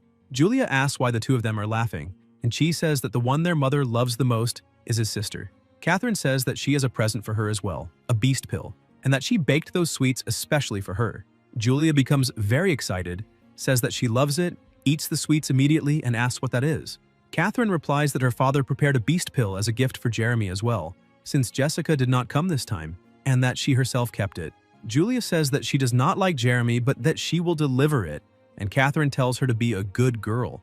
In the male dormitory, a voice announces that he has a visitor, and people ask if it is not Julia, who placed first in the elite department, wondering what she wants there, and commenting that they thought he had mentioned that she is his little sister, saying how incredible it is to think that that genius is his sister, and that they can call Julia next time they have a mission. Jeremy pushes his arm away and releases herbs. The students do not understand and ask what is wrong with him. Jeremy becomes furious because his father and mother did not come to see him even once, and he wonders if, just because Lucas placed first in the entrance exam, they gave the ancestral sword to him. He thinks that he is trash, that he is the only one loved by everyone, and decides that he will steal everything back from him. Catherine says goodbye to them. Time passes in the blink of an eye, and their mother returns to the Miranda estate, but says that she will stay in Darktown for a while, so even if they cannot see her every day, the two siblings are happy. As for Mina, who was seriously injured, the protagonist makes a new elixir, and since they said it was a gift from the Miranda family, no one questions the incredible effect. The vice president comments that it is impressive. A month and a half passes. At the Allen Tower, Collins and Sharp are amazed by the tower. Kai says that, as the symbol of the school, it shines just like he himself does. Shui says that this is a lie. It is a huge tower, and he noticed it from the day he enrolled. Someone coughs. It is Tishy. Shigert orders everyone to be quiet, saying that they are not there to play, that this tour is part of their education, and that everyone should sit in their places. Sharp comments that there is an entire crowd from the martial arts department present, looking at them as if they are chasing dreams far beyond their means when only a handful actually have talent. Taroi, irritated, says that there they go again. Looking down on the martial arts department, the protagonist asks for calm and thinks that, as expected, as soon as the Allen Tower opened, everyone started targeting the martial arts students. To them, the martial artists were just lucky and managed to get 20 slots, and even magic class teachers complained to the principal, saying that martial artists are not needed in the Empire and demanding that the slots be handed over, something truly shameless. But Shigert does not seem worried about the slots being occupied. He trusts the school and the principal very much. The students sit around the professor, and Shigert explains that every year third-year students are the first to enter the Allen Tower to set an example for the new students.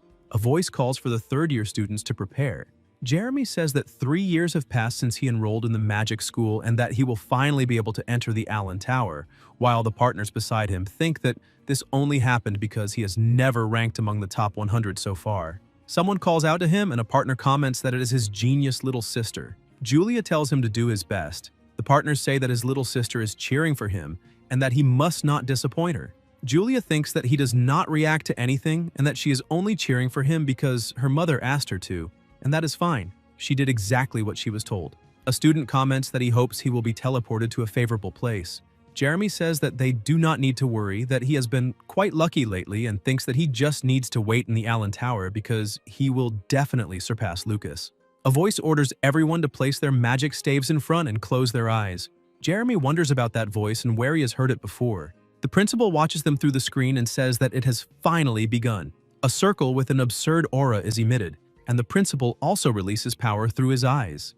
An overwhelming energy rises, and at the center of the circle an intense light is emitted, spreading around the tower. The protagonist observes and thinks that it is an extremely powerful fighting spirit, that there is a martial artist in this school stronger than Shigert, and then wonders why he was so certain that they, the martial artists, could enter the tower, and why the one who can open the doors of the Allen Tower is the strongest martial artist. Elsewhere, two people are sitting. One of them comments that recently more and more voices have been demanding that the entry slots of the martial arts department be revoked, and asks if he could say more about the anomaly from last time. The principal remains silent and then says that he has already stated that no anomaly occurred that caused any damage to the school.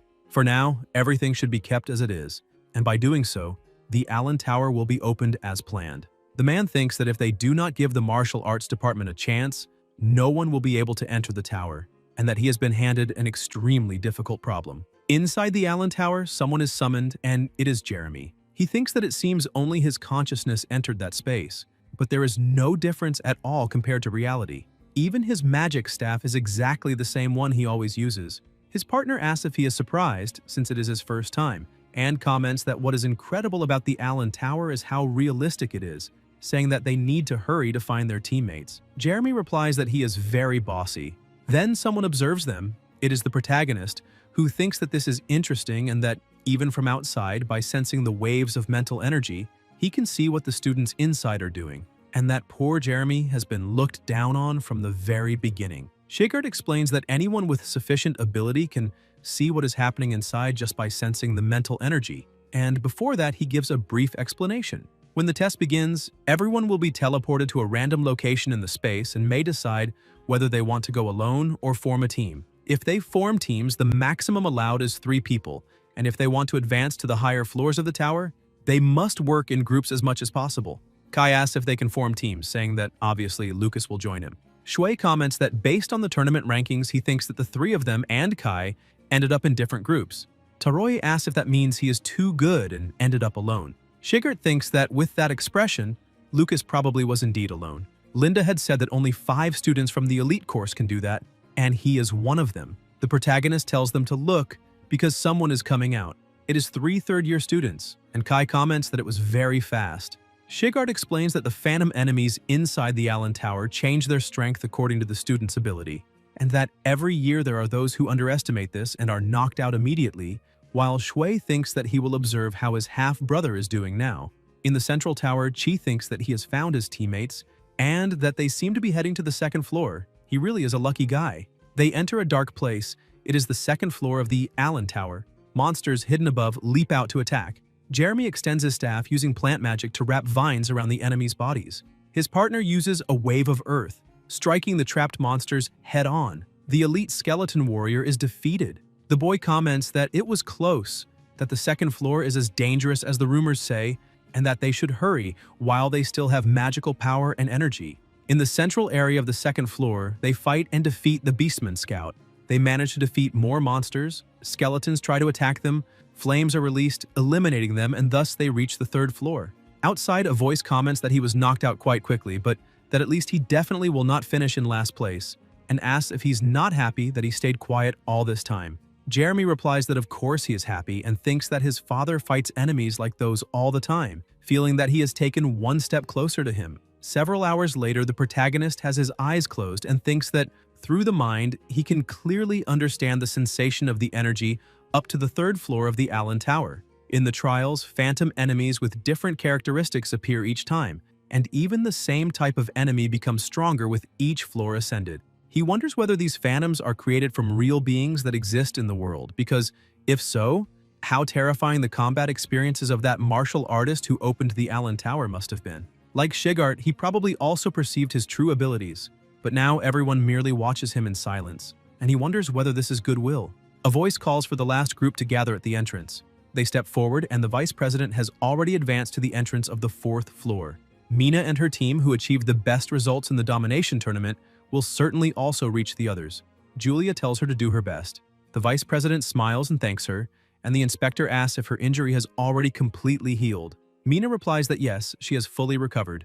The students comment that she is a friend of the genius freshman and is also favored by the teachers, finding it incredible that she has become vice president already in her 2nd year. Her abilities are unmatched except for those of the president at that time. But even so, she is not popular. Mina thinks that someone is bad-mouthing her again and that this time she will definitely reach the 6th floor and defeat the Theodoro of that era.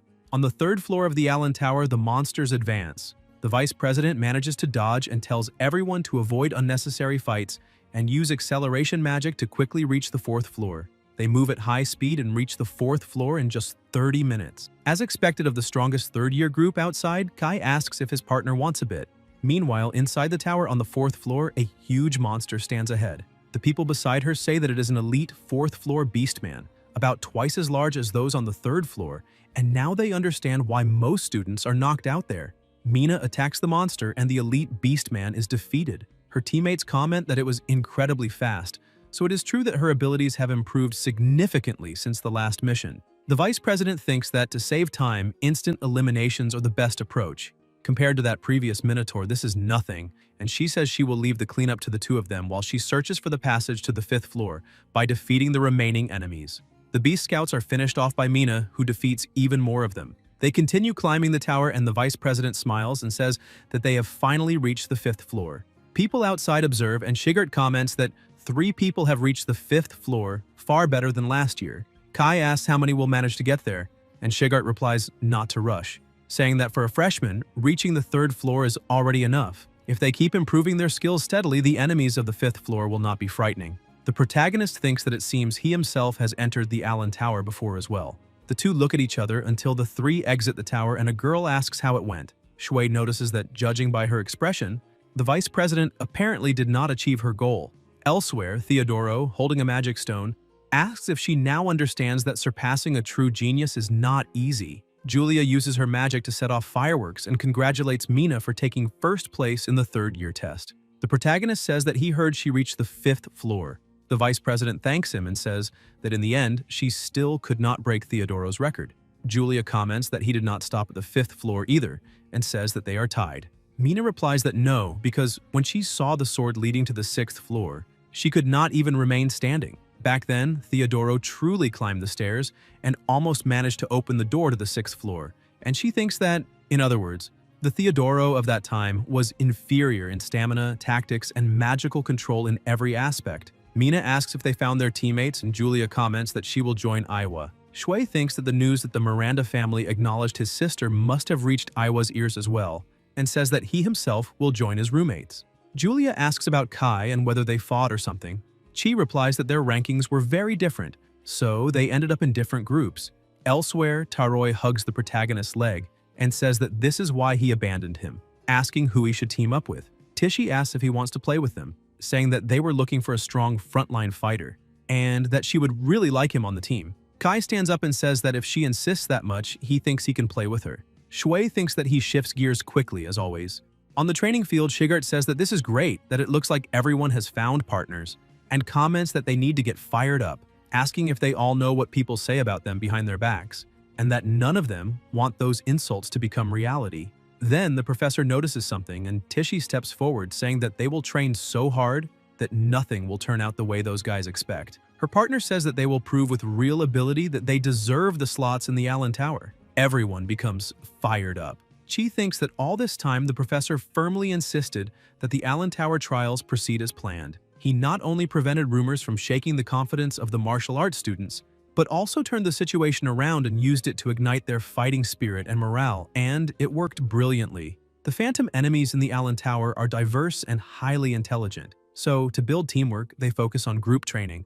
During training breaks, the professor taught the characteristics of different races, and sometimes even acted as the enemy himself, and fought them directly. Every day was brutally difficult, but no one complained. Then, the day of the freshman test arrives. On the big screen, it is written that the results of the martial arts department in the Monster Domination Tournament are recognized as valid, and the right to participate in this test is formally confirmed. Students walk and stop in front of the tower. Shigart says that as soon as they enter, they must find their team at the central staircase. If they can run, they should run without hesitation. If they cannot run, they must fight as if their lives depend on it and, at the very least, defeat one enemy. A boy beside them asks if his partner heard that, saying that not even their class instructor trusts their strength, and comments that he cannot wait to see what happens when they encounter magical beasts with real strength and no restraint, betting that the entire martial arts department will be wiped out in less than 3 minutes. Kai tells them to listen carefully, calling them pathetic losers. The proctor calls the 12. The protagonist walks forward with his 2 teammates. The principal watches from above and comments that it has been years since so many martial artists entered the Allen Tower at the same time, that the legacy left by the god of war may finally fulfill its purpose, and asks whether they are ready to face the first great challenge of their lives. Inside the tower, students run, someone jumps onto a tree, and it is Shui, who realizes that everyone is following the professor's orders, avoiding enemies and heading straight for the central staircase. In that case, all he needs to do is take the opposite path. Most of the first floor of the tower should be goblin territory, creatures known for using magic to block vision before attacking, and they indeed appear. Chi jumps down from the tree and tells his partners to wait for him, that he will do a quick test and come back. A monster approaches through the smoke, smiling as it watches him from behind, and the protagonist, standing still, thinks that it is exactly as he imagined. When a clone eliminates an enemy, no notification of point gain appears. The energy that makes up the phantoms of the Allen Tower feels strangely familiar. As expected, it is the same energy used to create his clones. These phantom enemies were likely created by the martial artist who opened the Allen Tower. Since his clones and the enemies share the same type of energy, using cloning abilities should not be noticed. He will leave a clone to protect the 2 partners while the true body continues climbing higher and higher. The plan is perfect. Moreover, if it is the same energy, he should also be able to transform the clone into a magical beast and, as expected, freely change its appearance, allowing it to move without restrictions inside the tower. In the principal's office, Otani watches through the screen and thinks that he had already noticed Lucas frequenting the library to read martial arts manuals. But mastering cloning so quickly is still impressive. He wonders what the boy will do next, whether he will accumulate points for his teammates again this time, and concludes that helping them too much would not be good for their growth. In the forest, people scream when they see a giant. Students run in panic. Elsewhere, monsters stand still, staring at a group. A student hides and says that they have been surrounded by 3 monsters at the same time and does not know what to do, because in terms of strength, dealing with 2 goblins is already the limit. Then one of the monsters senses the presence of something, and an extremely intense aura is released nearby. The students freeze and comment that because of the dense fog, the giant cannot see them. First-floor giants have low intelligence and move slowly. The plan is simple. First create distance from the giant, then deal with the goblins. The students fight the goblins until one of them stops moving, and the monster takes advantage of this to charge forward quickly, but one of the goblins has its leg cut off. Then, the student draws his sword and is about to strike its head, but the goblin grabs the blade. The boy retreats, the goblin tries to attack him again, and the partner, while fighting another monster, shouts for him to dodge. The boy manages to evade and defeats the goblin, throwing it aside. They realize that they really eliminated it, and just as the professor said, if the 3 work together, they can clear the first floor. Excited, they watch the group's points increase. To win, it is not only strength that matters, but also calm judgment and courage at the right moment. From a distance, the protagonist observes everything and thinks that using clones to train his teammates does not count as cheating. He hopes that this test will show them how to truly fight, and he even finds the situation amusing. Outside, someone watches the tower. It is Greg, who comments that there is a martial arts team surrounded by 3 monsters. Lila says that it is pure bad luck, and Andre adds that even he himself cannot easily deal with 3 at once, stating that there is no way those weak martial artists can manage. They will probably be knocked out and come running back soon, and Greg thinks they are idiots, because even if the martial arts department manages to enter the Allen Tower, they will only end up embarrassing themselves. That teacher's confidence is painful to watch, almost cringeworthy. Shigert, on the other hand, thinks that facing 3 enemies at once still offers some chance of victory if they act calmly. A noise echoes, and Greg becomes indignant when he realizes that the students actually managed to eliminate them. The 3 gain confidence for a moment until the goblin begins to inflate its mouth. They do not understand what is happening until the goblin releases a dense fog. The 3 realize it is a smokescreen and wonder if it is trying to escape. Without hesitation, they charge together. One of them throws his sword at the goblin, and then the 3 close in, executing a spiraling slash that makes the pressure around them increase drastically. The boy assumes an attack stance and delivers the final blow. The goblin is defeated.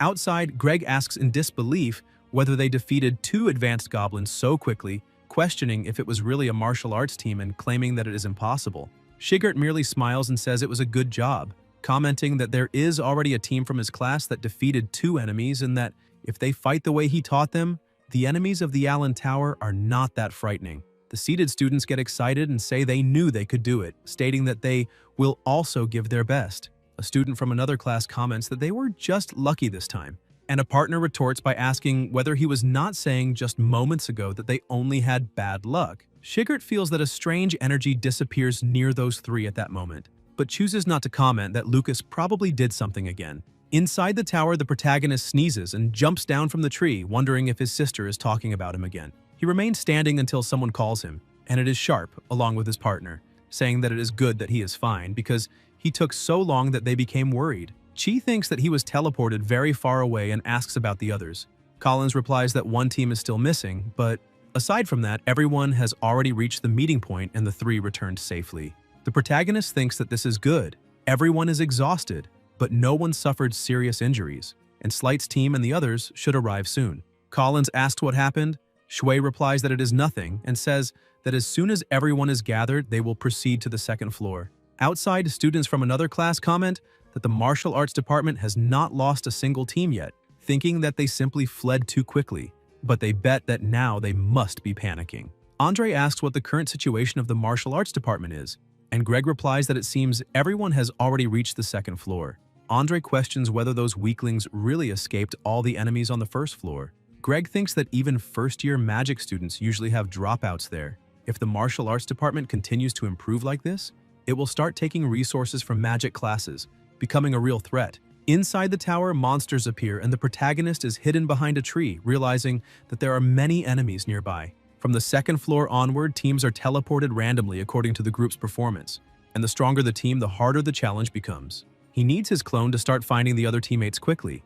The wolf moves swiftly to hide, and the partners ask how the situation is on his side. Shui replies that there are many enemies moving in groups, and that it is difficult to completely avoid combat there. If the Allen Tower tests exist to provide real combat experience, Running away all the time would go against their purpose. Collins agrees, saying that constantly escaping would only frustrate the test. Suddenly, an attack is launched. The two worry about Lucas, but the protagonist says he is fine, commenting that he did not even notice two enemies getting so close. Sharp says that if it were him, he would already have been eliminated. Shui looks ahead and sees monsters with powerful auras, wolves advancing in groups toward them. Chi realizes it and attacks immediately, grabbing a wolf's paw and thinking that they are cunning, using a feint first and calling for reinforcements right after. The scout is eliminated. Holding the wolf's limb, Shui says that those are only the vanguard and that if they do not finish them quickly, they will be hit by reinforcements in a swarm. Sharp asks what happened. Collins realizes that his dagger is gone, and Chi remembers that he grabbed it in panic and accidentally threw it away. At that moment, he senses another presence and warns that one more enemy is approaching right at their feet, asking for full attention. Sharp tries to hold his ground under the intense pressure, but a wolf already leaps onto his back. Sharp thinks that it is exactly as the professor said. The enemies on the second floor are on a completely different level from the first, stronger, smarter, capable of surprise attacks and even stealing weapons. Even so, Sharp says that even if they steal his weapon, they will soon regret it. The wolf senses something the next instant and ends up with its arm injured. Sharp comments that it was a good thing he spent those points to buy the rock dragon gauntlets. The wolf hesitates for a moment and Sharp charges forward with his fist clenched, saying that when it comes to strength, no one can beat him. However, the wolf manages to dodge, leaving Sharp indignant. Collins advances from behind to draw the creature's attention, shouting that he is there and that now it is his turn. The wolf is pushed forward and Sharp takes advantage of the opening, charging with clenched fists and striking it head-on. The system notifies that the Beastman scout has been defeated. The protagonist praises the teamwork and tells them to keep advancing together as the martial arts department. Outside, some voices ask whether there have still been no dropouts in the martial arts department and say that with their level of skill, they should have been surrounded and annihilated as soon as they reach the second floor. Andre questions whether the martial arts students are so weak that the Allen Tower reduced the difficulty for them, and someone replies that if that were the case, the professors would have already complained. Meanwhile, Greg nervously bites his finger as he watches the students climb the tower. Inside the tower on the second floor, a monster charges with an axe, but is struck first by Shui, who slams it into the ground. Collins advances against another enemy, but the skeleton nearly hits him with its sword, causing a massive impact. Even so, Collins barely manages to dodge. The skeleton is confused, and Collins takes advantage to rush in, cutting it into pieces, even though the creature's final movement is still a sword attack against him. Sharp runs quickly to protect his partner and asks how many they have taken down. Collins replies that it is 3 and comments that, curiously, he is getting tired much more slowly today. The protagonist, Hidden, lets out a war cry, and they feel a wave of energy course through their bodies again. Shui thinks that everyone reached the second floor without even a scratch, and that, if he uses the hero's war cry technique, together they can clear that floor. They continue advancing as a group when monsters begin to approach, but someone Hidden fires a long-range attack and knocks one down. It is an archer. The system notifies that Swift has been defeated. In Area C, a Cyclops is also eliminated. In Area D, more monsters fall. A student celebrates, saying that it is incredible and that he never imagined they would be able to defeat so many enemies. At this pace, they really can reach the third floor. Beastmen continue to be defeated, while a beast watches the group conversing from afar. Outside the tower, a voice announces that all 12 martial arts students have reached the stairs to the third floor, commenting that they do not look like freshmen and questioning what the hell the professor taught them, adding not to say that everyone will reach the third floor at this rate. Greg states that this will not happen because some martial arts students are already at their physical limit and will soon be forcibly eliminated. Inside the tower, someone climbs the stairs visibly exhausted. It is Collins, who ends up stumbling but is caught by the protagonist, who asks if he is all right. Collins replies that this is his limit and that there is no need to worry, he can continue. Shui remains silent while other students also say they have reached their limit and that he can go on alone to the third floor to prove his strength to those idiot mages. Sharp places a hand on his partner's shoulder and says that they came this far together and that they should at least try to reach the third floor as a team. Chi agrees, saying that after all they are a team and that they will pass through that third floor door as one. Everyone agrees, stating that they will use what strength they have left to advance together. The proctor announces that the number of students who reach the third floor of the tower is 12. They enter the third floor, which is engulfed in flames. The students look around in surprise until they notice monsters approaching. They launch their attacks, but end up surrounded by enemies on all sides and are defeated. Outside the tower, the 3 who were eliminated comment that the third floor was brutal, that they could barely see how many enemies there were. only feeling as if they were surrounded by 5 at the same time. The protagonist thinks that the 3rd floor is the limit for the martial arts department. To avoid suspicion, he intentionally made it so that only his real body was defeated, while the clone still remains inside the tower. That way, by supporting the 2nd martial arts group with the hero's battle cry, he can guide everyone to the 3rd floor. Thus, everyone in the martial arts department achieves better scores, and he does not stand out individually. To be precise, the entire martial arts department stands out. People comment that all martial arts students reach the 3rd floor, something that usually only the elite course manages to do. Greg thinks this is bad. They need to surpass the martial arts department, both in points earned and floors reached, because the magic classes cannot lose to the martial arts department. Inside the tower, a monster advances and they fight against it. Meanwhile, the principal is in his office and asks whether losing to martial artists is really so unbearable. He comments that Greg has been using magical power like water since the 1st floor and questions what he will do on the 2nd and 3rd floors, saying that he is getting irritated and losing his composure far too easily, and that not much can be expected from this year's magic class freshmen. Then the announcements are made. Group 3 withdrawals, all eliminated on the 2nd floor. Group 9, no withdrawals, 3rd floor, all eliminated. A voice announces that no student ranked 40th or below reached the 3rd floor, and that, in fact, some teams were completely eliminated on the 1st floor. Greg, extremely irritated, puts his hand on a student's shoulder and says that this is absolutely wrong, that it is a trap for the mage classes, because the enemies only multiplied and became stronger when it was the mage's turn. The student asks him to calm down. Linda approaches and says that it is inappropriate to deny reality in front of the students, asking whether he knows that the Allen Tower is functioning normally, or whether he is suggesting that his own sensory abilities have deteriorated. Greg replies that he is not. Then he looks aside, even more irritated, thinking that all martial artists are a nightmare. Linda comments that surpassing the magic classes is incredible, and that is why she said they would manage to try. Shigart replies that no, this is the result of the students' own hard work. More importantly, the elite course's turn is coming soon, and he asks whether she should not be there. Linda says that those children do not need her worrying, and that, besides, the class representative is already there. Julia comments that her older brother is amazing, and that if he takes it seriously, he can go far beyond the 4th floor. A student thinks about why the best freshman had to be a martial artist of all things, and already feels defeated before the test even begins. The proctor calls her group to enter. The protagonist tells her to do her best and not to forget to eat the candy. The proctor finds the comment about the candy strange and wonders why he bothered to say that, until he realizes it is a magical power pill that rapidly restores energy. Pills of that quality are extremely expensive, since martial artists capable of producing them are quite rare nowadays, and giving such a precious item for a school test is unusual. Julia says that she was tricked again. Shui thinks that his sister has a lot of magical power, but since everyone takes medicine before tests, making her take one as well ensures excellent performance. Inside the tower, Julia unleashes a thunderfall, causing enormous pressure around her and defeating the monsters. Aiwa is surprised to see that she controls the falling lightning with precision, without damaging even a single blade of grass. Julia tells Aiwa to stay close to her. In the mountains, birds fly across the region, and a lizard immediately senses their presence. But before it can attack, it is struck by Julia's lightning and eliminated with a single blow. A bird lands on her staff, and Julia invokes 1,000 thunderbirds, dealing with all nearby enemies and saying that they will keep advancing. The red-haired boy comments that he is glad she is there because the previous lizard was resistant to fire and his fire magic alone would have been insufficient. Aiwa says that if it were the real world, she could simply control their minds and make them eliminate themselves.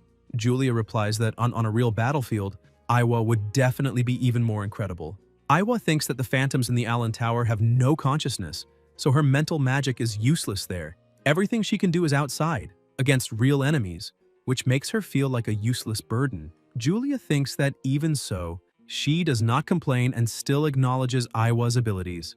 Aiwa stays silent for a moment, starts walking, and says that she will let her have the spotlight this time. Then a voice asks them to wait and tells the two of them not to start running like that. They walk on until Aiwa notices something. Julia ends up bumping into her and asks why she suddenly stopped, whether it is an enemy. Aiwa replies that it is not, saying she thinks it was just her imagination, but she finds it strange because she keeps sensing something that is neither an enemy nor a classmate. Julia says that when they reach the 4th floor, they should find a route with as few enemies as possible. The proctor announces that 3 students have reached the 4th floor. The protagonist thinks it was close. Mental magic users really are sharp.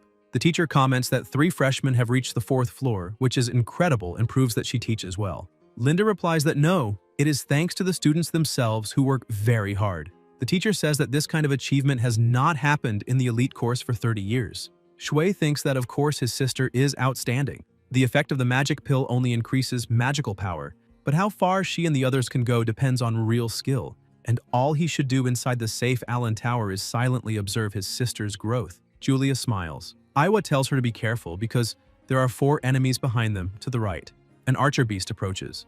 Julia observes, but someone attacks first, causing an explosion. It's the red-haired boy who says she must be exhausted from the 3rd floor and that he will deal with those guys. Soon he realizes that the monsters did not die and are counterattacking, but he manages to dodge and uses his blazing fire magic, releasing intense flames that burn them, saying that his fire magic is also very good. Aiwa warns that many enemies are approaching and that they need to move fast. Julia asks how fast, and the redhead says she's ignoring her. Aiwa explains that about a dozen are coming straight at them at incredible speed. Something happens behind them. Aiwa notices and quickly dodges the attack. Spears are thrown, sealing the passage, and a huge monster appears, dragging a chained wolf. The monster stomps the ground, causing a tremendous noise, walks while dragging the wolf by the chain, and they realize that this is very bad because only a mental magic user could break that formation. Someone punches the grate. Aiwa says no, that there is another way. Meanwhile, Julia activates the barrier. The wolf tries to charge, but is repelled and thrown far away as crashing to the ground. Aiwa comments that high-temperature flames can also melt metal. Julia agrees and says they will bring the enemies down, while Derek should focus on breaking the grate. The monster opens its huge mouth, emitting a deafening sound, and the wolves try to advance. Julia uses her lightning but realizes in shock that they are not injured. Aiwa says that the one on the left is the fastest and weakest. Julia listens and attacks, blasting it away. She looks at her partner in confusion, and Aiwa says there is no time to explain. 3 on the left, 2 on the right. Julia smiles and releases her lightning, scorching the monsters. Aiwa stares at them while using her power and thinks that if these were 3rd floor enemies, they would already have been blown to pieces. As expected, the 4th floor enemies are on a completely different level. Aiwa says to remove the right side first. Terrible attacks are unleashed against the monsters.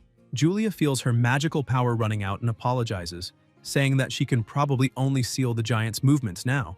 Aiwa grits her teeth and tells her to watch for an opening and defeat the wolf. Julia replies that she understands, but wonders what Aiwa is talking about, thinking that she is already doing more than enough and that she herself should be the one apologizing. The wolf is attacked and lets out an extremely loud roar. The barrier begins to crack. Julia, exhausted, says that they defeated all of them and that the giant still cannot move, so they should be safe once they get out, and asks if she can boast about having protected her classmates like a true class representative. Aiwa replies that she is getting far too conceited. Suddenly, Aiwa's eyes widen as she realizes they are about to be attacked. She blocks the blow and wonders how this is possible because she did not sense a new group of enemies approaching. Aiwa is struck and tells Julia to run quickly. The monster defeats her, and Julia screams, "No." The redhead says that he only managed to open a gap just big enough for her to pass through and that she must hurry. Julia, crying, replies that no, they will fight together and move forward together. The redhead says she must not waste her magical power there. The monster attacks with a clenched fist. The redhead tries to block it with his flames and tells his partner to at least move forward until a terrible explosion erupts. Guys, if you enjoyed the video, leave a like, comment, and subscribe to the channel so you don't miss new content. Thank you.